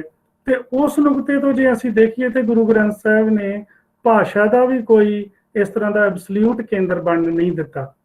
ਗੁਰੂ ਗ੍ਰੰਥ ਸਾਹਿਬ ਦੇ ਵਿੱਚ ਜਿਹੜੇ ਸਾਡੇ ਵਿਦਵਾਨ ਨੇ ਕੋਈ 14 ਭਾਸ਼ਾਵਾਂ ਤੇ ਕੋਈ 16 ਭਾਸ਼ਾਵਾਂ ਦਾ ਮਿਸ਼ਰਣ ਮੰਨਦਾ ਆ, ਜਿਹਦੇ ਵਿੱਚ ਕਲਾਸੀਕਲ ਭਾਸ਼ਾਵਾਂ ਦੀ ਟਰਮੀਨੋਲੋਜੀ ਦੇ ਨਾਲ ਸਾਡੇ ਕੋਲ ਜਿਹੜੀਆਂ ਲੋਕਲ ਵਰਨੇਕੂਲਰਸ ਨੇ ਮਰਾਠੀ ਆ, ਗੁਜਰਾਤੀ ਆ, ਬੰਗਾਲੀ ਆ, ਮੁਲਤਾਨੀ ਆ, ਅਵਧੀ, ਬ੍ਰਜੀ ਆ, ਉਹਨਾਂ ਦੇ ਜਿਹੜੀ ਟਰਮੀਨੋਲੋਜੀ ਇਸਤੇਮਾਲ ਹੋਈ ਹੈ। ਇੱਥੋਂ ਤੱਕ ਕਿ ਜਿਹੜੀ ਫਿਰ ਇਸ ਦੇ ਨਾਲ ਨਾਲ ਭਾਸ਼ਾ ਦਾ ਇੱਕ ਹੋਰ ਨੁਕਤਾ ਹੈ ਕਿ ਰਿਲੀਜੀਅਸ ਫਿਲਾਸਫੀ ਦੇ ਵਿੱਚ ਰਿਲੀਜੀਅਸ ਲੈਂਗੁਏਜ ਵੀ ਮੰਨੀ ਜਾਂਦੀ ਹੈ ਵੀ ਜਿਹੜੀ ਧਰਮ ਗ੍ਰੰਥਾਂ ਦੀ ਲੈਂਗੁਏਜ ਆ ਉਹ ਸਾਹਿਤਕ ਭਾਸ਼ਾ ਦੇ ਨਾਲੋਂ ਉਹਦਾ ਨਿਖੇੜਾ ਕੀਤਾ ਜਾਂਦਾ ਆ। ਤੇ ਜਿਸ ਤਰ੍ਹਾਂ ਅਸੀਂ ਸਰਬੱਤ ਦਾ ਭਲਾ ਕਹਿੰਦੇ ਆ, ਜਦੋਂ ਹਾਲ ਚਾਲ ਪੁੱਛਦੇ ਆ ਤੇ ਚੜ੍ਹਦੀ ਕਲਾ ਕਹਿੰਦੇ ਆ, ਤੇ ਇਸ ਤਰ੍ਹਾਂ ਦੇ ਜਿਹੜੇ ਹੋਰ ਸਾਡੇ ਕੋਲ ਬਹੁਤ ਸਾਰੀ ਇਸ ਤਰ੍ਹਾਂ ਦੀ ਟਰਮੀਨੋਲੋਜੀ ਨੂੰ ਅਸੀਂ ਕੈਟਾਗਰਾਈਜ਼ ਕਰ ਸਕਦੇ ਹਾਂ ਜਿਹੜੀ ਰਿਲੀਜੀਅਸ ਲੈਂਗੁਏਜ ਦੇ ਵਿੱਚ ਕੰਸੀਡਰ ਕੀਤੀ ਜਾਂਦੀ ਹੈ। ਤੇ ਜਿਹੜੇ ਵੈਸਟਰਨ ਰਾਈਟਰ ਨੇ ਉਹਨਾਂ ਨੇ ਇਹਦੇ ਬਾਰੇ ਆਪਣੇ ਥੀਸਿਸ ਪੇਸ਼ ਕੀਤੇ ਹੋਏ ਨੇ ਤੇ ਉਹ ਅਸੀਂ ਉਹਨਾਂ ਨੂੰ ਇਸ ਨੁਕਤੇ ਤੋਂ ਦੇਖ ਸਕਦੇ ਹਾਂ। ਫਿਰ ਮੈਂ ਇਹਦੇ ਨਾਲ ਜਿਹੜਾ ਇੱਕ ਸੀ ਕਿ ਵਿਆਕਰਨ ਤੇ ਨਿਰੁਕਤ ਦਾ ਜਿਹੜਾ ਪ੍ਰਯੋਗ ਆ ਇਸ ਨੂੰ ਜਿਹੜਾ ਆ ਇਹਦੇ ਸਾਡੇ ਵਿਆਖਿਆ ਸ਼ਾਸਤਰ 'ਚ ਇੱਕ ਜਗ੍ਹਾ ਜਿਹੜੀ ਹੈ ਉਹ ਆਲਰੇਡੀ ਦਿੱਤੀ ਵੀ ਹੈ। ਜਿਵੇਂ ਨਿਰਮਲੇ ਤੇ ਉਦਾਸੀ ਜਿਹੜੇ ਟੀਕਾਕਾਰ ਸੀ ਉਹਨਾਂ ਨੇ ਵਿਆਕਰਨ ਤੇ ਨਿਰੁਕਤ ਦਾ ਆਪਣੇ ਟੀਕਿਆਂ 'ਚ ਬਹੁਤ ਜ਼ਿਆਦਾ ਪ੍ਰਯੋਗ ਕੀਤਾ ਆ।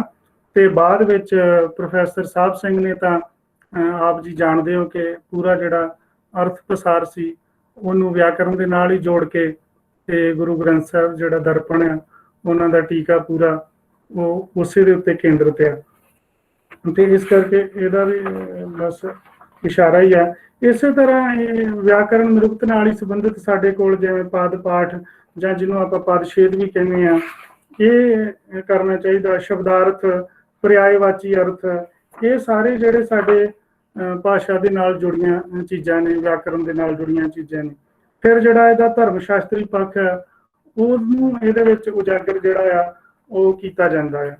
ਫਿਰ ਜਿਹੜੀਆਂ ਇਤਿਹਾਸਕ ਨੁਕਤੇ ਤੋਂ ਸਾਡੇ ਕੋਲ ਜਦੋਂ ਅਸੀਂ ਉਥਾਨਕਾ ਦੇਣੀ ਤੇ ਪਰਿਭਾਸ਼ਕ ਸ਼ਬਦਾਂ ਦੀ ਸੁਤੰਤਰ ਤੇ ਮੌਲਿਕ ਵਿਆਖਿਆ ਕਰਨੀ, ਅਰਥ ਸਪਸ਼ਟੀਕਰਨ ਕਰਨੀ, ਡਾਊਟਸ ਕਲੀਅਰ ਕਰਨੇ, ਫਿਰ ਇਹਦਾ ਕਾਵ ਸ਼ਾਸਤਰੀ ਪੱਖ ਤੇ ਦਾਰਸ਼ਨਿਕ ਵਿਆਖਿਆ, ਤੇ ਇਹ ਜਿਹੜੇ ਕੁਝ ਪੁਆਇੰਟ ਸੀ ਮੈਂ ਇਹਦੇ ਵਿੱਚ ਡਿਸਕਸ ਕੀਤੇ ਸੀ ਕਿ ਇਹ ਜਿਹੜੇ ਆ ਇਹ ਸਾਡੇ ਸਮੀਖਿਆ ਸ਼ਾਸਤਰ ਦੇ ਵਿੱਚ ਹੋਣੇ ਚਾਹੀਦੇ ਆ ਤਾਂ ਕਿ ਜਦੋਂ ਵੀ ਅਸੀਂ ਟੀਕਿਆਂ ਦਾ ਐਨਾਲਿਸਿਸ ਕਰਨਾ ਆ ਤਾਂ ਉਹ ਸਾਡੇ ਧਿਆਨ 'ਚ ਰਹਿਣ। ਹੁਣ ਕੁਝ ਗੱਲਾਂ ਜਿਹੜੀਆਂ ਮੈਂ ਥੋੜਾ ਇਸ ਤੋਂ ਹਟ ਕੇ ਇੱਕ ਦੋ ਨੁਕਤੇ ਆਪ ਜੀ ਦੇ ਨਾਲ ਸਾਂਝੇ ਕਰਾਂਗਾ ਜਿਨ੍ਹਾਂ ਦੇ ਉੱਤੇ ਸਾਡੇ ਜਿਹੜੇ ਸੀਨੀਅਰ ਤੇ ਇਸ ਫੀਲਡ ਦੇ ਮਾਹਿਰ ਜਿਹੜੇ ਵਿਦਵਾਨ ਨੇ ਉਹਨਾਂ ਨੂੰ ਧਿਆਨ ਦੇਣ ਦੀ ਲੋੜ ਹੈ। ਕਿਉਂਕਿ ਮੈਂ ਸਿਰਫ ਇਸ਼ਾਰੇ ਹੀ ਕਰੂੰਗਾ ਕਿਉਂਕਿ ਮੈਂ ਆਪ ਖੁਦ ਮੈਂ ਅਜੇ ਇਹਦੇ ਬਾਰੇ ਕੋਈ ਆਪਣਾ ਜਿਹੜਾ ਚਿੰਤਨ ਜਾਂ ਸਟੱਡੀ ਆ ਉਹ ਨਹੀਂ ਕਰ ਪਾਇਆ, ਲੇਕਿਨ ਮੈਂ ਉਹ ਜਿਹੜੇ ਵਿਚਾਰ ਜ਼ਰੂਰ ਆਪ ਜੀ ਨਾਲ ਸਾਂਝੇ ਕਰਾਂਗਾ ਤਾਂ ਕਿ ਸਾਡੇ ਜਿਹੜਾ ਇਸ ਸਬਜੈਕਟ ਨੂੰ ਹੋਰ ਰਿਚ ਕੀਤਾ ਜਾ ਸਕੇ। ਹੁਣ ਇਹ ਹੈ ਕਿ ਜਿਹੜੀ ਸਿੱਖ ਸਮਝ ਕੀ ਆ ਟੈਕਸਟ ਦੇ ਕੋਲ ਜਾਣ ਦੀ, ਇਹ ਮੈਂ ਜਿਹੜਾ ਆ ਆਪਣੀ ਸਿੱਖ ਪਰੰਪਰਾ ਦੇ ਵਿੱਚੋਂ ਇਹਨੂੰ ਲੈ ਰਿਹਾ ਆ ਤੇ ਸਾਨੂੰ ਇਹਦਾ ਗਿਆਨ ਸ਼ਾਸਤਰ ਬਣਾਉਣ ਦੀ ਲੋੜ ਆ। ਜੇ ਅਸੀਂ ਜਦੋਂ ਸਿੱਖ ਵਿਆਖਿਆ ਸ਼ਾਸਤਰ ਬਣਾਉਣਾ ਆ ਜਾਂ ਗੁਰਬਾਣੀ ਦਾ ਵਿਆਖਿਆ ਸ਼ਾਸਤਰ ਬਣੇਗਾ ਤੇ ਇਹਦੇ ਵਿੱਚ ਕੁਝ ਗੱਲਾਂ ਜਿਹੜੀਆਂ ਸਾਨੂੰ ਦੇਖਣੀਆਂ ਪੈਣਗੀਆਂ ਆਪਣੀ ਪਰੰਪਰਾ ਦੇ ਨੁਕਤੇ ਤੋਂ, ਤੇ ਫਿਰ ਉਹਦੀ ਯੂਨੀਵਰਸੈਲਿਟੀ ਬਣਾਉਣੀ ਹੈ ਤੇ ਉਹਦਾ ਗਿਆਨ ਸ਼ਾਸਤਰ ਜਦੋਂ ਬਣੇਗਾ ਤੇ ਆਪਣੇ ਆਪ ਉਹਦੀ ਯੂਨੀਵਰਸੈਲਿਟੀ ਜਿਹੜੀ ਆ ਉਹ ਸਾਬਤ ਹੋ ਜਾਏਗੀ। ਸਾਡੀ ਅੰਡਰਸਟੈਂਡਿੰਗ ਹੈ ਕਿ ਜਦੋਂ ਆਪਾਂ ਗੁਰਦੁਆਰੇ ਸਭ ਤੋਂ ਪਹਿਲਾਂ ਤੇ ਆਪਾਂ ਟੈਕਸਟ ਦੇ ਕੋਲ ਜਾਣ ਵਾਸਤੇ ਕੀ ਕਰਦੇ ਹਾਂ, ਆਪਾਂ ਘਰੋਂ ਆਪਣਾ ਪੂਰਾ ਜਿਹੜਾ ਸਰੀਰ ਨੂੰ ਸੁੱਚਾ ਕਰਕੇ ਜਾਂ ਹੱਥ ਮੂੰਹ ਧੋ ਕੇ ਇਸ਼ਨਾਨ ਕਰਕੇ ਆਪਾਂ ਗੁਰਦੁਆਰੇ ਜਾਂਦੇ ਹਾਂ। ਇਹ ਆਪਣਾ ਪਹਿਲਾ ਸਟੈਪ ਹੈ ਟੈਕਸਟ ਦੇ ਕੋਲ ਜਾਣ ਦੀ। ਦੂਸਰਾ ਕਿ ਗੁਰਦੁਆਰੇ ਜਾ ਕੇ ਆਪਾਂ ਸੰਗਤ ਵਿੱਚ ਬੈਠਦੇ ਹਾਂ, ਉੱਥੇ ਸੰਗਤ ਹੁੰਦੀ ਹੈ ਗੁਰਦੁਆਰੇ। ਜਦੋਂ ਆਪਾਂ ਗੁਰੂ ਦੀ ਹਜ਼ੂਰੀ 'ਚ ਬੈਠਦੇ ਹਾਂ ਤਾਂ ਉਹ ਸੰਗਤ ਆ, ਆਪਾਂ ਟੈਕਸਟ ਦੀ ਹਜ਼ੂਰੀ ਵਿੱਚ ਬੈਠਦੇ ਹਾਂ। ਇਹ ਸਾਡਾ ਜਿਹੜਾ ਪਰਸਪੈਕਟਿਵ ਆ ਉਹ ਵੈਸਟਰਨ ਹਰਮੈਨਿਟਿਕਸ ਦੇ ਨਾਲੋਂ ਵੱਖਰਾ ਆ। ਇਹਦੇ ਉੱਤੇ ਸਾਡੇ ਜਿਹੜੇ ਵਿਦਵਾਨ ਆ ਉਹਨਾਂ ਨੂੰ ਵਿਚਾਰ ਕਰਨ ਤੇ ਇਹਦਾ ਗਿਆਨ ਸ਼ਾਸਤਰ ਬਣਾਉਣ ਦੀ ਲੋੜ ਹੈ। ਫਿਰ ਦੂਸਰੇ ਤੇ ਕਿ ਸੰਗਤ ਦੇ ਨਾਲ ਅਸੀਂ ਪੰਗਤ ਵਿੱਚ ਜਾਂਦੇ ਹਾਂ, ਲੰਗਰ ਵਿੱਚ, ਜਿੱਥੇ ਅਸੀਂ ਸੇਵਾ ਵੀ ਕਰਦੇ ਹਾਂ। ਫਿਰ ਇਸ ਤੋਂ ਤੀਸਰਾ ਕਿ ਜਦੋਂ ਕਿਸੇ ਜਗਿਆਸੂ ਦੇ ਮਨ ਅੰਦਰ ਪਾਠ ਨੂੰ ਸਮਝਣ ਦੀ ਜਿਹੜੀ ਆ ਉਹ ਜਗਿਆਸਾ ਪੈਦਾ ਹੁੰਦੀ ਹੈ ਤੇ ਉਹ ਸੰਥਿਆ ਲੈਣ ਜਾਂਦਾ ਆ, ਤੇ ਸੰਥਿਆ ਲੈਣ ਦੀ ਫਿਰ ਇੱਕ ਆਪਣੀ ਵਿਧੀ ਹੈ। ਫਿਰ ਸੰਥਿਆ ਤੋਂ ਬਾਅਦ ਅਸੀਂ ਜਿਹੜਾ ਗੁਰਦੁਆਰੇ 'ਚ ਸੇਵਾ ਕਰਦੇ ਹਾਂ, ਤੇ ਸੇਵਾ ਦੇ ਰਾਹੀਂ ਹੁਣ ਤੁਸੀਂ ਪਹਿਲਾਂ ਮੈਂ ਇੱਕ ਹੋਰ ਪੁਆਇੰਟ ਡਿਸਕਸ ਕਰ ਲਾਂ, ਫਿਰ ਦੁਬਾਰਾ ਇਸ ਤੇ ਗੱਲ ਕਰਦੇ ਹਾਂ। ਫਿਰ ਅਸੀਂ ਉੱਥੇ ਕੀਰਤਨ ਜਿਹੜਾ ਆ 24 ਆਵਰ ਕੀਰਤਨ ਹੁੰਦਾ ਆ ਗੁਰਦੁਆਰੇ 'ਚ, ਤੇ ਉਸ ਤੋਂ ਬਾਅਦ ਕਥਾ ਜਿਹੜੀ ਆ ਇਸ ਦੇ ਪੈਰਾਲਲੀ ਗੁਰਦੁਆਰੇ 'ਚ ਕਥਾ ਵੀ ਚੱਲਦੀ। ਇਹ ਜਿਹੜੇ ਪੁਆਇੰਟ ਨੇ ਇਹਨਾਂ ਦੇ ਉੱਤੇ ਆ ਕਿ ਅਸੀਂ ਜਦੋਂ ਟੈਕਸਟ ਦਾ ਅਰਥ ਸਮਝਦੇ ਹਾਂ ਤੇ ਅਸੀਂ ਟੈਕਸਟ ਦੇ ਅਰਥ ਸੰਗਤ ਵਿੱਚ ਬੈਠ ਕੇ ਵੀ ਸਮਝਦੇ ਹਾਂ, ਤੇ ਗੁਰਮੁਖਾਂ ਦੀ ਸੰਗਤ ਵਿੱਚ ਜਿੱਥੇ ਹਰ ਪ੍ਰਭ ਵਸੇ ਜੀਓ ਆ, ਤੇ ਉਹਦੇ ਰਾਹੀਂ ਅਸੀਂ ਟੈਕਸਟ ਦੇ ਨਾਲ ਇਨ ਟਿਊਨ ਹੋ ਕੇ ਉਹਦੇ ਜਿਹੜੇ ਅਰਥ ਸਮਝਦੇ ਹਾਂ। ਦੂਸਰਾ ਕਿ ਜਦੋਂ ਪੰਗਤ ਤੇ ਸੇਵਾ, ਇਹਨੂੰ ਤੁਸੀਂ ਇਕੱਠਾ ਵੀ ਕਰ ਸਕਦੇ ਹੋ ਕਿ ਜਦੋਂ ਅਸੀਂ ਸੇਵਾ ਦੇ ਰਾਹੀਂ ਵੀ ਅਰਥ ਜਿਹੜਾ ਹੈ ਗੁਰਬਾਣੀ ਦੇ ਸਮਝਦੇ ਹਾਂ। ਜਦੋਂ ਜਗਿਆਸੂ ਜਾਂ ਗੁਰਸਿੱਖ ਗੁਰਬਾਣੀ ਦੇ ਉੱਤੇ ਅਮਲ ਕਰਕੇ ਸੇਵਾ ਕਰਦਾ ਆ, ਤੇ ਉਹਨੂੰ ਸੇਵਾ ਦੇ ਰਾਹੀਂ ਗੁਰਬਾਣੀ ਦੇ ਜਿਹੜੇ ਅਰਥ ਪਸਾਰ ਦੀਆਂ ਰਮਜਾਂ ਆ ਤੇ ਅਨੁਭਵ ਪੱਧਰ ਜਿਹੜਾ ਆ, ਉਹ ਜਿਹੜਾ ਅਨੁਭਵ ਉਹਨੂੰ ਸੇਵਾ ਦੇ ਰਾਹੀਂ ਪ੍ਰਾਪਤ ਹੁੰਦਾ ਆ, ਉਹ ਜਿਹੜੀ ਸਮਝ ਪੈਦਾ ਹੁੰਦੀ ਹੈ, ਉਹਦਾ ਵੀ ਗਿਆਨ ਸ਼ਾਸਤਰ ਸਾਨੂੰ ਜਿਹੜਾ ਬਣਾਉਣ ਦੀ ਲੋੜ ਆ। ਫਿਰ ਹੀ ਅਸੀਂ ਭਵਿੱਖ ਦੇ ਵਿੱਚ ਆਪਣਾ ਜਿਹੜਾ ਆ ਸਿੱਖ ਵਿਆਖਿਆ ਸ਼ਾਸਤਰ ਆ, ਉਹਦੀ ਕੋਈ ਯੂਨੀਵਰਸੈਲਿਟੀ ਬਣਾ ਕੇ ਉਹਨੂੰ ਸਥਾਪਿਤ ਕਰ ਸਕਦੇ ਹਾਂ, ਤੇ ਸਾਡੀ ਜਿਹੜੀ ਇੱਕ ਮੌਲਿਕ ਹਾਜ਼ਰੀ ਲੱਗ ਸਕਦੀ ਹੈ। ਕਿਉਂਕਿ ਸਾਡੇ ਕੋਲ ਸੇਵਾ ਪੰਥੀ ਜਿਹੜਾ ਆ, ਉਹ ਆਪਣੇ ਆਪ ਦੇ ਵਿੱਚ ਸੇਵਾ ਪੰਥੀ ਸਕੂਲ ਕਹਿ ਲਓ ਜਾਂ ਸੇਵਾ ਪੰਥੀ ਪ੍ਰਣਾਲੀ ਸੰਪਰਦਾ ਸਾਡੇ ਕੋਲ ਮੌਜੂਦ ਵੀ ਹੈ। ਤੇ ਇਸੇ ਤਰ੍ਹਾਂ ਜਿਹੜਾ ਕੀਰਤਨ ਆ, ਕੀਰਤਨ ਨੂੰ ਸ਼ਬਦ ਕੀਰਤਨ ਨੂੰ ਪ੍ਰੋਫੈਸਰ ਹਿੰਮਤ ਸਿੰਘ ਨੇ ਇੱਕ ਟਰਮ ਯੂਜ਼ ਕੀਤੀ ਹੈ, ਐਕਸਟਰਾ ਸਿਮੈਂਟਿਕ ਐਪਿਸਟਮੋਲੋਜੀ। ਪ੍ਰੋਫੈਸਰ ਹਿੰਮਤ ਸਿੰਘ ਨੇ ਮੈਗਾਵਿਜ਼ਨ ਮੈਗਾ ਫਿਲਾਸਫੀ 'ਚ ਸ਼ਬਦ ਕੀਰਤਨ ਲਈ ਟਰਮ ਯੂਜ਼ ਕੀਤੀ ਹੈ, ਐਕਸਟਰਾ ਸਿਮੈਂਟਿਕ ਐਪਿਸਟਮੋਲੋਜੀ। ਇਸ ਤਰ੍ਹਾਂ ਤੇ ਗੁਰਭਗਤ ਸਿੰਘ ਵੀ ਕਹਿੰਦਾ ਆ ਕਿ ਜਿਹੜਾ ਕੀਰਤਨ ਆ ਉਹ ਸਾਡੇ ਲਈ ਗਿਆਨ ਸ਼ਾਸਤਰ ਆ, ਉਹ ਕੀਰਤਨ ਇਕੱਲਾ ਸਾਡੇ ਲਈ ਗਾਉਣ ਦੀ ਕਿਰਿਆ ਨਹੀਂ ਹੈ, ਤੇ ਕੀਰਤਨ ਦਾ ਅਸੀਂ ਗਿਆਨ ਸ਼ਾਸਤਰ ਬਣਾਉਣਾ ਆ। ਤੇ ਇਸੇ ਤਰ੍ਹਾਂ ਜਿਹੜੇ ਸਾਡੇ ਕੋਲ ਉਦਾਸੀ ਸੀ, ਜੇ ਅਸੀਂ ਉਦਾਸੀਆਂ ਦੀ ਜਿਹੜਾ ਉਹਦਾ ਥੋੜਾ ਉਹਦੀ ਵਿਹਾਰਕਤਾ ਤੋਂ ਜਿਹੜੀ ਅਲੱਗ ਦੇਖਿਆ ਜਾਵੇ, ਤੇ ਜਿਹੜੀ ਉਦਾਸੀ ਦਾ ਮਤਲਬ ਸੀ ਕਿ ਜਿਹੜੇ ਹਾਰਡ ਮੈਡੀਟੇਸ਼ਨ 'ਚ ਯਕੀਨ ਰੱਖਦੇ ਸੀ, ਜਿਹੜੇ ਉਦਾਸੀ ਸੰਨਿਆਸੀ ਜੋਗੀ, ਜਿਸ ਤਰ੍ਹਾਂ ਯੋਗਿਕ ਪ੍ਰੈਕਟਿਸ ਦੇ ਵਿੱਚ ਰਹਿਣਾ। ਕਿਉਂਕਿ ਜਿਹੜੇ ਬਾਬਾ ਸ਼੍ਰੀ ਚੰਦ ਸੀ, ਉਹਨਾਂ ਨੇ ਜਿਹੜੀ ਯੋਗ ਵਿਦਿਆ ਦੇ ਉੱਤੇ ਬਿਯੋਂਡ ਸੀ, ਯੋਗ ਵਿਦਿਆ ਤੋਂ ਭਾਵ ਉਹਨਾਂ ਨੇ ਯੋਗ ਵਿਦਿਆ ਦੇ ਉੱਪਰ ਵਿਕਟਰੀ ਹਾਸਲ ਕੀਤੀ ਹੋਈ ਸੀ। ਇਸ ਲਈ ਜਿਹੜਾ ਆ ਤਪੱਸਿਆ ਦੇ ਰਾਹੀਂ, ਸਿਮਰਨ ਦੇ ਰਾਹੀਂ ਅਰਥ ਸਮਝਣਾ। ਸਾਡੇ ਵਿੱਚ ਸੇਵਾ ਤੇ ਸਿਮਰਨ ਤੇ ਦੋ ਜਿਹੜੇ ਸਿੱਖੀ ਦੇ ਥੰਮ ਮੰਨੇ ਗਏ ਆ, ਤੇ ਸੇਵਾ ਤੇ ਸਿਮਰਨ ਦੇ ਰਾਹੀਂ ਅਸੀਂ ਟੈਕਸਟ ਦੇ ਅਰਥਾਂ ਨੂੰ ਕਿੰਝ ਸਮਝਦੇ ਹਾਂ ਜਾਂ ਉਹਦੇ ਟੈਕਸਟ ਦੇ ਨਾਲ ਸਾਡੀ ਕਿੰਝ ਸਾਂਝ ਪੈਂਦੀ ਹੈ, ਇਹ ਸਾਨੂੰ ਵਿਆਖਿਆ ਸ਼ਾਸਤਰ ਦੇ ਵਿੱਚ ਕੁਝ ਜਿਹੜੇ ਇਹਨਾਂ ਦਾ ਗਿਆਨ ਸ਼ਾਸਤਰ ਬਣਾਉਣਾ ਪਏਗਾ। ਤੇ ਕੀਰਤਨ ਬਾਰੇ ਮੈਂ ਗੱਲ ਕਰ ਲਈ, ਕਿਉਂਕਿ ਜਦੋਂ ਸੇਵਾ ਵਾਸਤੇ ਇਸ ਤਰ੍ਹਾਂ ਦੀ ਗੱਲ, ਇਹਦਾ ਮੈਂ ਜਿਹੜਾ ਮੇਰੇ ਪਤਾ ਨਹੀਂ ਮੇਰੀਆਂ ਇਹ ਜਿਹੜੇ ਵਿਚਾਰ ਆ ਅਧੂਰੇ ਆ ਜਾਂ ਇਹ ਹੋ ਸਕਦਾ ਅਸਪਸ਼ਟ ਵੀ ਹੋਣ, ਪਰ ਜਿਹੜੇ ਮੇਰੇ ਇੱਥੇ ਸੀਨੀਅਰ ਵਿਦਵਾਨ ਸੱਜਣ ਬੈਠੇ ਨੇ ਉਹ ਮੈਨੂੰ ਗਾਈਡ ਵੀ ਕਰ ਸਕਦੇ ਆ। ਤੇ ਕਿਉਂਕਿ ਜਦੋਂ ਭਾਈ ਨੰਦ ਲਾਲ ਗੁਰੂ ਗੋਬਿੰਦ ਸਿੰਘ ਜੀ ਦੇ ਕੋਲ ਆਏ ਸੀ, ਤੇ ਉਹ ਇੰਨੇ ਅਰਬੀ ਦੇ ਤੇ ਫਾਰਸੀ ਦੇ ਵਿਦਵਾਨ ਸੀ, ਤੇ ਗੁਰੂ ਜੀ ਨੇ ਉਹਨਾਂ ਦੀ ਸਭ ਤੋਂ ਪਹਿਲੀ ਡਿਊਟੀ ਜਿਹੜੀ ਹੈ ਉਹਨਾਂ ਨੂੰ ਸੇਵਾ ਲਾਈ ਸੀ ਕਿ ਤੁਸੀਂ ਲੰਗਰ ਦੀ ਸੇਵਾ ਕਰੋ। ਉਹ ਕਹਿੰਦੇ ਕਿ ਮੈਂ ਕੁਝ ਲਿਖਿਆ ਆ, ਉਹ ਪੜ੍ਹ ਲਓ। ਕਹਿੰਦੇ ਨਹੀਂ, ਫੇਰ ਪੜਾਂਗੇ, ਤੁਸੀਂ ਲੰਗਰ ਦੇ ਵਿੱਚ ਜਾ ਕੇ ਸੇਵਾ ਕਰੋ। ਲੰਗਰ ਦੇ ਵਿੱਚ ਜਦੋਂ ਉਹਨਾਂ ਦੀ ਸੇਵਾ ਪ੍ਰਵਾਨ ਹੋਈ, ਫਿਰ ਗੁਰੂ ਜੀ ਨੇ ਉਹਨਾਂ ਦਾ ਜਿਹੜਾ ਟੈਕਸਟ ਸੀ ਜ਼ਿੰਦਗੀਨਾਮਾ, ਜਿਨ੍ਹਾਂ ਦਾ ਪਹਿਲਾ ਨਾਮ ਉਹਨਾਂ ਨੇ ਬੰਦਗੀਨਾਮਾ ਰੱਖਿਆ ਸੀ, ਗੁਰੂ ਜੀ ਨੇ ਉਹ ਸੁਣ ਕੇ ਕਿਹਾ ਇਹ ਜ਼ਿੰਦਗੀਨਾਮਾ ਹੈ, ਤੇ ਉਹ ਗੁਰੂ ਜੀ ਨੇ ਸੁਣਿਆ। ਇਸ ਤਰ੍ਹਾਂ ਮੈਂ ਇਸ ਨੂੰ ਦੇਖਦਾ ਕਿ ਇਹ ਚੀਜ਼ਾਂ ਦਾ ਗਿਆਨ ਸ਼ਾਸਤਰ ਬਣਾ ਕੇ ਇਹਨੂੰ ਵਿਆਖਿਆ ਸ਼ਾਸਤਰ ਦੇ ਵਿੱਚ ਜਿਹੜਾ ਆ ਉਹ ਫਿਰ ਜਿਹੜੀ ਕਥਾ ਆ, ਕਿਉਂਕਿ ਸਾਡੇ ਤੇ ਜਿਹੜੀ ਇਹ ਕਥਾ ਆ ਇਹ ਪੂਰੇ ਭਾਰਤੀ ਪਰੰਪਰਾ ਦੀ ਜਿਹੜੀ ਚੀਜ਼ ਆ, ਤੇ ਕਥਾ ਦੇ ਉੱਤੇ ਜਿਹੜਾ ਕਥਾ ਸ਼ਾਸਤਰ ਵੀ ਅਜੇ ਅਸੀਂ ਆਪਣਾ ਸਿੱਖ ਨੁਕਤੇ ਤੋਂ ਜਾਂ ਸਿੱਖ ਪਰਪੇਖ ਤੋਂ ਇਹ ਮੇਰੇ ਖਿਆਲ ਡਿਵੈਲਪ ਨਹੀਂ ਕੀਤਾ। ਕੀਰਤਨ ਬਾਰੇ ਤਾਂ ਮੈਂ ਕਹਿ ਸਕਦਾ ਕਿ ਪੰਜਾਬੀ ਯੂਨੀਵਰਸਿਟੀ ਪਟਿਆਲਾ ਨੇ ਕਾਫੀ ਅੱਛਾ ਜਿਹੜਾ ਇੱਕ ਡਿਪਾਰਟਮੈਂਟ ਬਣਾ ਕੇ ਕੀਰਤਨ ਦੇ ਰਾਹੀਂ ਗੁਰਮਤਿ ਸੰਗੀਤ 'ਚ ਬੜੀ ਮਿਹਨਤ ਨਾਲ ਲੱਗੇ ਹੋਏ ਨੇ, ਤੇ ਸਾਨੂੰ ਆਸ ਤੇ ਉਮੀਦ ਆ ਕਿ ਜਿਹੜਾ ਗੁਰਬਾਣੀ ਨੂੰ ਸਮਝਣ ਵਿੱਚ ਕੀਰਤਨ ਦਾ ਜਿਹੜਾ ਗਿਆਨ ਸ਼ਾਸਤਰ ਆ ਉਹਦੇ ਤੇ ਕੰਮ ਹੋ ਰਿਹਾ ਆ, ਤੇ ਆਉਣ ਵਾਲੇ ਸਮੇਂ 'ਚ ਜਿਹੜੇ ਕੀਰਤਨ ਤੇ ਰਾਗ ਦੇ ਨਾਲ ਜੁੜੇ ਜਿਹੜੇ ਚਿੰਤਕ ਨੇ, ਜਿਹੜੇ ਰਾਗ ਦੀ ਸਮਝ ਰੱਖਦੇ ਨੇ ਤੇ ਕੀਰਤਨ ਦੀ ਸਮਝ ਰੱਖਦੇ ਨੇ, ਉਹ ਇਸ ਦੇ ਉੱਤੇ ਕੰਮ ਕਰ ਸਕਦੇ ਨੇ ਤੇ ਸਾਨੂੰ ਜਿਹੜਾ ਆ ਉਹ ਸਾਡੀ ਅਗਵਾਈ ਕਰ ਸਕਦੇ ਆ। ਵਿਆਖਿਆ ਬਾਰੇ ਮੇਰੇ ਧਿਆਨ 'ਚ ਜਿਹੜੀ ਇੱਕ ਵਧੀਆ ਐਂਟਰੀ ਮੈਨੂੰ ਲੱਗੀ ਕਥਾ ਬਾਰੇ ਲਿਖੀ, ਸੌਰੀ ਮੈਂ ਵਿਆਖਿਆ ਕਹਿਤਾ, ਕਥਾ ਬਾਰੇ, ਉਹ ਡਾਕਟਰ ਵਣਜਾਰਾ ਬੇਦੀ ਦੇ ਕੋਸ਼ ਵਿੱਚ ਮੈਨੂੰ ਉਹਨਾਂ ਦੀ ਐਂਟਰੀ, ਕਿ ਉਹਨਾਂ ਨੇ ਕਥਾ ਬਾਰੇ ਇੱਕ ਬੜੀ ਸੋਹਣੀ ਐਂਟਰੀ ਲਿਖੀ ਹੈ ਤੇ ਮੈਂ ਉਹਦੇ 'ਚ ਧਾਰਮਿਕ ਜਿਹੜਾ ਰਿਲੀਜੀਅਸ ਪਰਸਪੈਕਟਿਵ ਤੋਂ ਇੱਕ ਵਾਧਾ ਕਰਦੇ ਹੋਏ ਮੈਂ ਇਹਦੇ ਬਾਰੇ ਕਥਾ ਬਾਰੇ ਲਿਖਿਆ ਸੀ ਆਪਣੇ ਇੱਕ ਰਿਸਰਚ ਪੇਪਰ 'ਚ।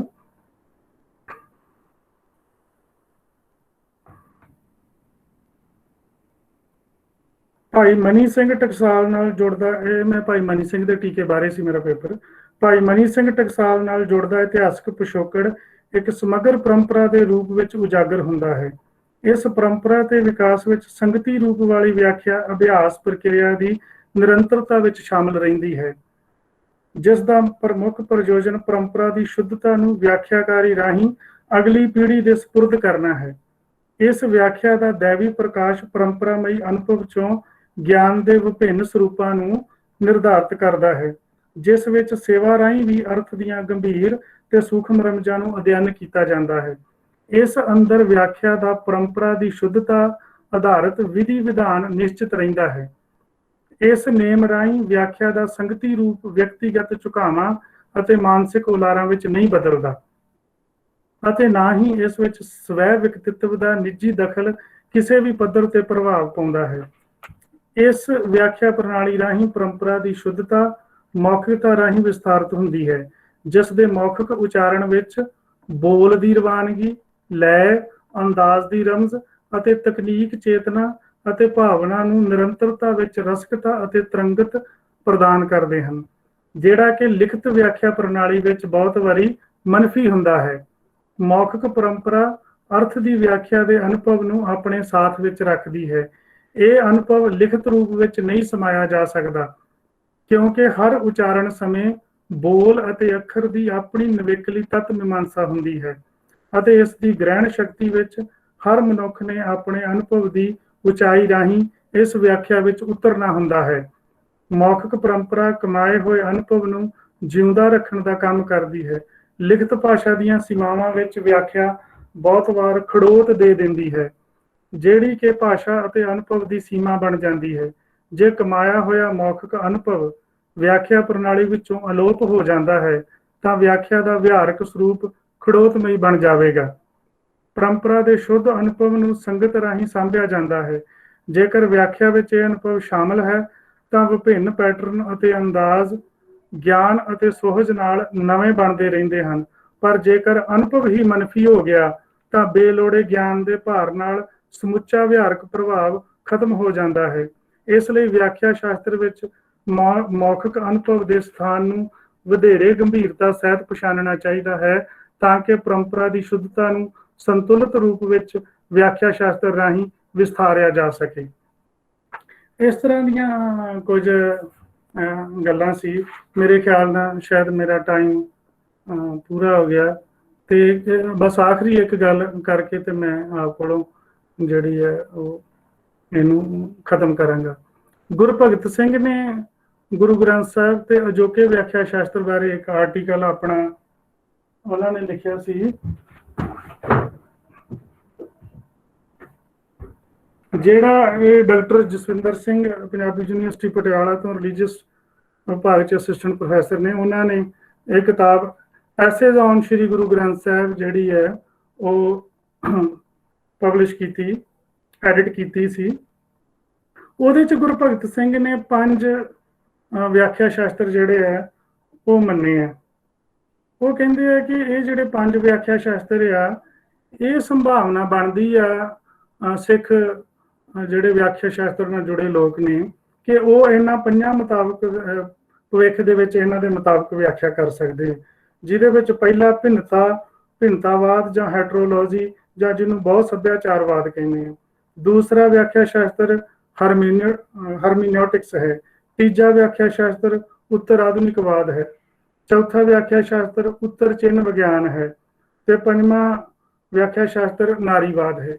गुरु भगत सिंह ने ये 5 व्याख्या शास्त्र मन्ने ते सिख विद्वानां दे सामने उन्होंने ये नुकता रखिया कि इन्हां पंजां दे मुताबिक आउण वाले समय दे विच जिहड़ी आ ओह गुरबाणी दी व्याख्या हो सकदी आ, कीती जा सकदी है। क्योंकि आपां नूं पता है कि जे असीं गुरु ग्रंथ साहिब नूं देखीए, गुरु ग्रंथ साहिब च किसी कल्चर का सेंटर नहीं बन दिता गया। जे पोस्ट मॉडर्न इनसाइट्स के अकॉर्डिंग गल करिए, जे अदर की गल करिए तो जिन्ने भगत सी उन्हां नूं गुरु ने मर्ज भी कर लिया अपने विच, उन्हां दी शुद्धता नूं प्रवान करके मर्ज भी कीता ते उन्हां नूं ऑथेंटिक आइडेंटिटी भी दे दित्ती। उन्हां दा वजूद गुरु ग्रंथ साहिब च खत्म भी नहीं होया, पर जदों असीं समुचे रूप च कहने आ असीं 10 गुरुआं दी जोत गुरु ग्रंथ साहिब कहने ते ना ते भाषा का कोई सेंटर गुरु जी ने बन दिता जिहड़ा एब्सोल्यूट सेंटर बने, जिस तरह वो कुरान च बनया जां जिस तरह वो वेदां विच बनया। ते इस तरह का जिहड़ा, क्योंकि गुरु भगत सिंह लिखदा है कि जिहड़ा ब्रह्म ते अल्लाह आ ये स्टैटिक हो चुके सी ते गुरु जी ने जदों एक ओंकार की गल की ते इहदे बारे भी एक नुकता उन्होंने दस्सिया कि एक ओंकार नूं असीं ये नहीं कह सकते कि रब एक है, एक रस व्यापक है। जिहड़ी पॉपुलर व्याख्या वो कहंदे वो एक भी है ते मल्टी डिमेंशनल भी है, जिन्हों प्रोफैसर जगदीश सिंह ने लिखिया कि वो मौल की निश्चितता है।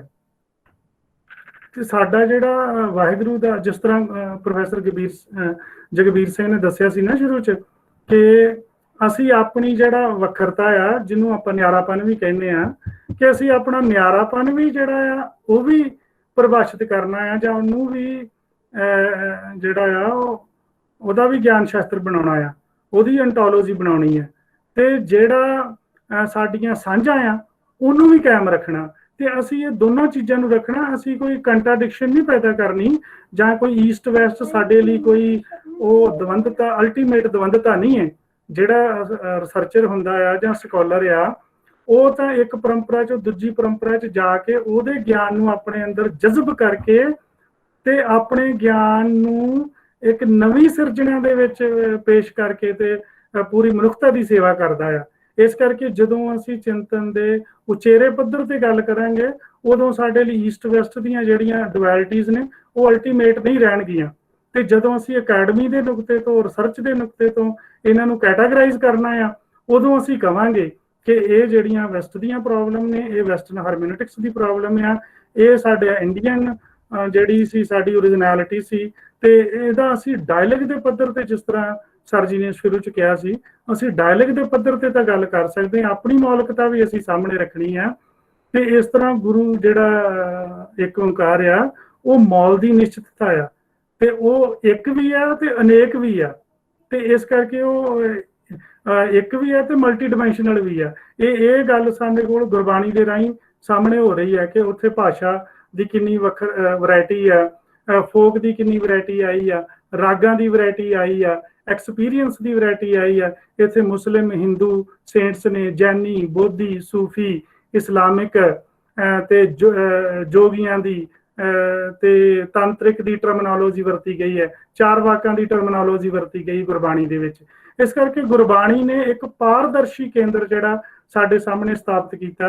जे औरत की गल करिए तो सुहाग जिहड़ी सुहागण औरत आ ਉਹਦਾ ਸਿੰਬਲ ਜਿਹੜਾ ਗੁਰੂ ਗ੍ਰੰਥ ਸਾਹਿਬ ਨੇ ਸਿਰਜਿਆ ਆ, ਉੱਥੇ ਜਿਹੜੀ ਆਪਣਾ ਬੈਚਲਰ ਜਿਹਨੂੰ ਮੇਡਨ ਕਹਿੰਦੇ ਆ ਉਹਦਾ ਸਿੰਬਲ ਨਹੀਂ ਵਰਤਿਆ ਗਿਆ ਗੁਰੂ ਗ੍ਰੰਥ ਸਾਹਿਬ ਦੇ ਵਿੱਚ। ਇਸ ਤਰ੍ਹਾਂ ਅਸੀਂ ਜਿਹੜਾ ਆ ਇਹ ਸਾਰੀਆਂ ਅੰਤਰਦ੍ਰਿਸ਼ਟੀਆਂ ਨੂੰ ਸਾਹਮਣੇ ਰੱਖ ਕੇ ਆਪਣਾ ਵਿਆਖਿਆ ਸ਼ਾਸਤਰ ਜੇ ਕਾਇਮ ਕਰ ਸਕੀਏ ਤਾਂ ਜਿਹੜੀ ਆ ਸਾਡੀ ਅਕੈਡਮੀ ਦੇ ਵਿੱਚ ਤੇ ਗੁਰੂ ਤੇਗ ਬਹਾਦਰ ਜੀ ਦੇ 400 ਸਾਲਾਂ ਦਾ ਇਹ ਸਾਡਾ ਇੱਕ ਮਹੱਤਵਪੂਰਨ ਇੱਕ ਸ਼ਰਧਾਂਜਲੀ ਜਾਂ ਇੱਕ ਸਾਡੇ ਵੱਲੋਂ ਇੱਕ ਯੋਗਦਾਨ ਹੋਵੇਗਾ ਤਾਂ ਕਿ ਅਸੀਂ ਆਪਣੀ ਅਕੈਡਮੀ ਨੂੰ ਹੋਰ ਜਿਹੜਾ ਆ ਉਹ ਰਿਚ ਕਰ ਸਕੀਏ। ਤੇ ਇੰਨੀਆਂ ਬੇਨਤੀਆਂ ਪ੍ਰਵਾਨ ਭੁੱਲ ਚੁੱਕਦੀ ਖਿਮਾ। ਧੰਨਵਾਦ ਜੀ। ਹਰਪਾਲ ਸਿੰਘ ਜੀ ਇੱਕ ਲਾਈਨ ਚ ਕੁਐਸਚਨ ਹੈ, ਇੱਕ ਟਿੱਪਣੀ ਹੈ। ਟਿੱਪਣੀ ਇਹ ਹੈ ਵੀ ਪਦ ਛੇਦ ਪਦ ਪਾਠ ਨਹੀਂ ਹੁੰਦਾ, ਉਹ ਵੱਖਰਾ ਕਨਸੈਪਟ ਹੈ। ਦੂਜਾ ਹੈ ਕਿ ਤੁਸੀਂ ਕਿਹਾ ਸੀ ਨਾ, ਇੱਕ ਜਾਣਕਾਰੀ ਵੀ ਲੈਣੀ ਹੈ ਕਿ ਨਿਰਮਲੇ ਔਰ ਉਦਾਸੀ ਸਾਧੂਆਂ ਨੇ ਵਿਆਕਰਣ ਤੇ ਕੰਮ ਕੀਤਾ। ਮੈਂ ਪੁੱਛਣਾ ਚਾਹੁੰਦਾ ਕਿ ਮੇਰੀ ਸੂਚਨਾ ਵਿੱਚ ਵਾਧਾ ਕਰੋਗੇ ਜਿਹੜਾ ਕਿਸ ਉਦਾਸੀ ਸਾਧੂ ਨੇ ਵਿਆਕਰਣ ਦੇ ਐਂਗਲ ਤੋਂ ਕੰਮ ਕੀਤਾ ਹੋਇਆ ਹੈ। ਬਸ ਇੰਨਾ ਹੀ। ਵੈਸਟਰਨ ਟਰਮੀਨੋਲੋਜੀ ਦੇ ਵਿੱਚ ਜੋ ਵਿਆਖਿਆਕਾਰੀ ਦਾ ਜ਼ਿਕਰ ਆਇਆ ਹੈ, ਉਹਦੇ ਬਾਰੇ ਡਾਕਟਰ ਪਾਲ ਸਿੰਘ ਜੀ ਨੇ ਗੱਲ ਕੀਤੀ ਹੈ ਤੇ ਇਹਦੇ ਨਾਲ ਹੀ ਇਹਨਾਂ ਨੇ ਡਾਕਟਰ ਗੁਰਭਗਤ ਸਿੰਘ ਤੱਕ ਲਿਆ ਕੇ ਜਿਹੜੀ ਹੈ ਉਹ ਆਪਣੀ ਗੱਲ ਜਿਹੜੀ ਹੈ ਉਹ ਸਮਾਪਤ ਕੀਤੀ ਹੈ। ਮੈਂ ਇਹ ਜਿਹੜਾ ਜਾਣਨਾ ਚਾਹੁੰਦਾ ਕਿ ਜਿਹੜਾ ਗੁਰੂ ਗ੍ਰੰਥ ਸਾਹਿਬ ਦੀ ਵਿਆਖਿਆਕਾਰੀ ਜਿਹੜੀ ਹੈ, ਇਹਦੇ ਵਿੱਚ ਪੱਛਮ ਦੀ ਵਿਆਖਿਆਕਾਰੀ ਦੀ ਜਿਹੜੀ ਮੈਥਡੋਲੋਜੀ ਹੈ ਉਹਦਾ ਕਿੰਨਾ ਕੁ ਯੋਗਦਾਨ ਹੋ ਸਕਦਾ ਹੈ? ਕੀ ਪੱਛਮ ਦੀ ਮੈਥਡੋਲੋਜੀ ਤੋਂ ਬਗੈਰ ਵੀ ਗੁਰਬਾਣੀ ਨੂੰ ਸਮਝਿਆ ਜਾ ਸਕਦਾ ਹੈ, ਕਿ ਸਾਨੂੰ ਪੱਛਮ ਦੀ ਮੈਥਡੋਲੋਜੀ ਹੀ ਸਮਝਣ ਦੀ ਲੋੜ ਹੈ ਜੇ ਗੁਰਬਾਣੀ ਨੂੰ ਸਮਝਣਾ ਹੋਵੇ ਤਾਂ? ਧੰਨਵਾਦ। ਡਾਕਟਰ ਗੁਰਮੇਲ ਸਿੰਘ ਜੀ, ਪਹਿਲਾਂ ਤਾਂ ਸਤਿ ਸ਼੍ਰੀ ਅਕਾਲ ਜੀ ਸਾਰਿਆਂ ਨੂੰ, ਜਿੰਨੇ ਵੀ ਇੱਥੇ ਮੇਰੇ ਸਾਹਮਣੇ ਬੈਠੇ ਹੋਏ ਮੇਰੇ ਟੀਚਰ ਵੀ ਨੇ ਤੇ ਮੇਰੇ ਕਲੀਗ ਵੀ ਮੈਂ ਕਹਿ ਸਕਦਾ ਜਿਹੜੇ ਮੇਰੇ ਬਰਾਬਰ ਦੇ ਨੇ। ਗੁਰਮੇਲ ਸਿੰਘ ਜੀ ਨੇ ਕਿਹਾ ਕਿ ਕਿਸ ਉਦਾਸੀ ਨੇ ਵਿਆਕਰਣ ਤੇ ਕੰਮ ਕੀਤਾ। ਡਾਕਟਰ ਸਾਹਿਬ, ਮੈਂ ਦੱਸਣਾ ਚਾਹੁੰਦਾ ਕਿ ਮੈਂ ਇਹ ਨਹੀਂ ਸੀ ਕਹਿ ਰਿਹਾ ਕਿ ਉਹਨਾਂ ਨੇ ਵਿਆਕਰਣ ਤੇ ਜਾਂ ਕੰਮ ਕੀਤਾ। ਮੈਂ ਕਹਿ ਰਿਹਾ ਸੀ ਕਿ ਜੇ ਅਸੀਂ ਨੁਕਤ ਜਾਂ ਵਿਆਕਰਣ ਦੇ ਪੱਖ ਤੋਂ ਗੱਲ ਕਰੀਏ ਤਾਂ ਉਦਾਸੀ ਨਿਰਮਲੇ ਟੀਕਾਕਾਰਾਂ ਨੇ ਉਹਦੀਆਂ ਬਹੁਤ ਸਾਰੀਆਂ ਇਨਸਾਈਟਸ ਉਹਨਾਂ ਦੇ ਟੀਕਿਆਂ 'ਚ ਮਿਲ ਜਾਂਦੀਆਂ ਨੇ।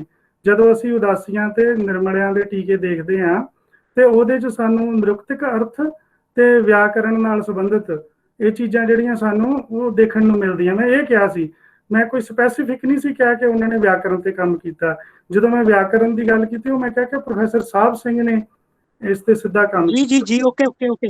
ਤੇ ਦੂਸਰਾ ਜੀ, ਪ੍ਰੋਫੈਸਰ ਪਰਮਜੀਤ ਸਿੰਘ ਜੀ ਜਿਹੜੇ ਸਾਡੇ ਮੇਰੇ ਟੀਚਰ ਸਮਾਨ ਵੀ ਨੇ, ਉਹਨਾਂ ਨੇ ਕਿਹਾ ਕਿ ਪੱਛਮੀ, ਇਹਦੇ ਬਾਰੇ ਮੈਂ ਆਪਣੇ ਕੋਲੋਂ ਤਾਂ ਕੁਝ ਨਹੀਂ ਕਹਾਂਗਾ। ਜਿਸ ਤਰ੍ਹਾਂ ਜਸਵੀਰ ਸਿੰਘ ਆਹਲੂਵਾਲੀਆ ਨੇ ਇੱਕ ਜਿਹੜਾ ਵਿਦਾਂਤਕ ਦ੍ਰਿਸ਼ਟੀ ਜਿਹੜਾ ਕੋਣ ਦਾ ਆਪਾਂ ਅਸਰ ਮੰਨਦੇ ਹਾਂ ਆਪਣੀ ਵਿਆਖਿਆਕਾਰੀ, ਉਹਦੇ ਸੰਬੰਧ 'ਚ ਉਹਨਾਂ ਨੇ ਕਿਹਾ ਸੀ ਕਿ ਲੋੜ ਸੀ ਨਿਰਮਲੇ ਤੇ ਉਦਾਸੀਆਂ ਨੂੰ ਕਿ ਉਹ ਵਿਦਾਂਤਕ ਮੁਹਾਵਰਾ ਅਪਣਾਉਂਦੇ ਪਰ ਵਿਦਾਂਤਕ ਵਿਧੀ ਨਾ ਅਪਣਾਉਂਦੇ।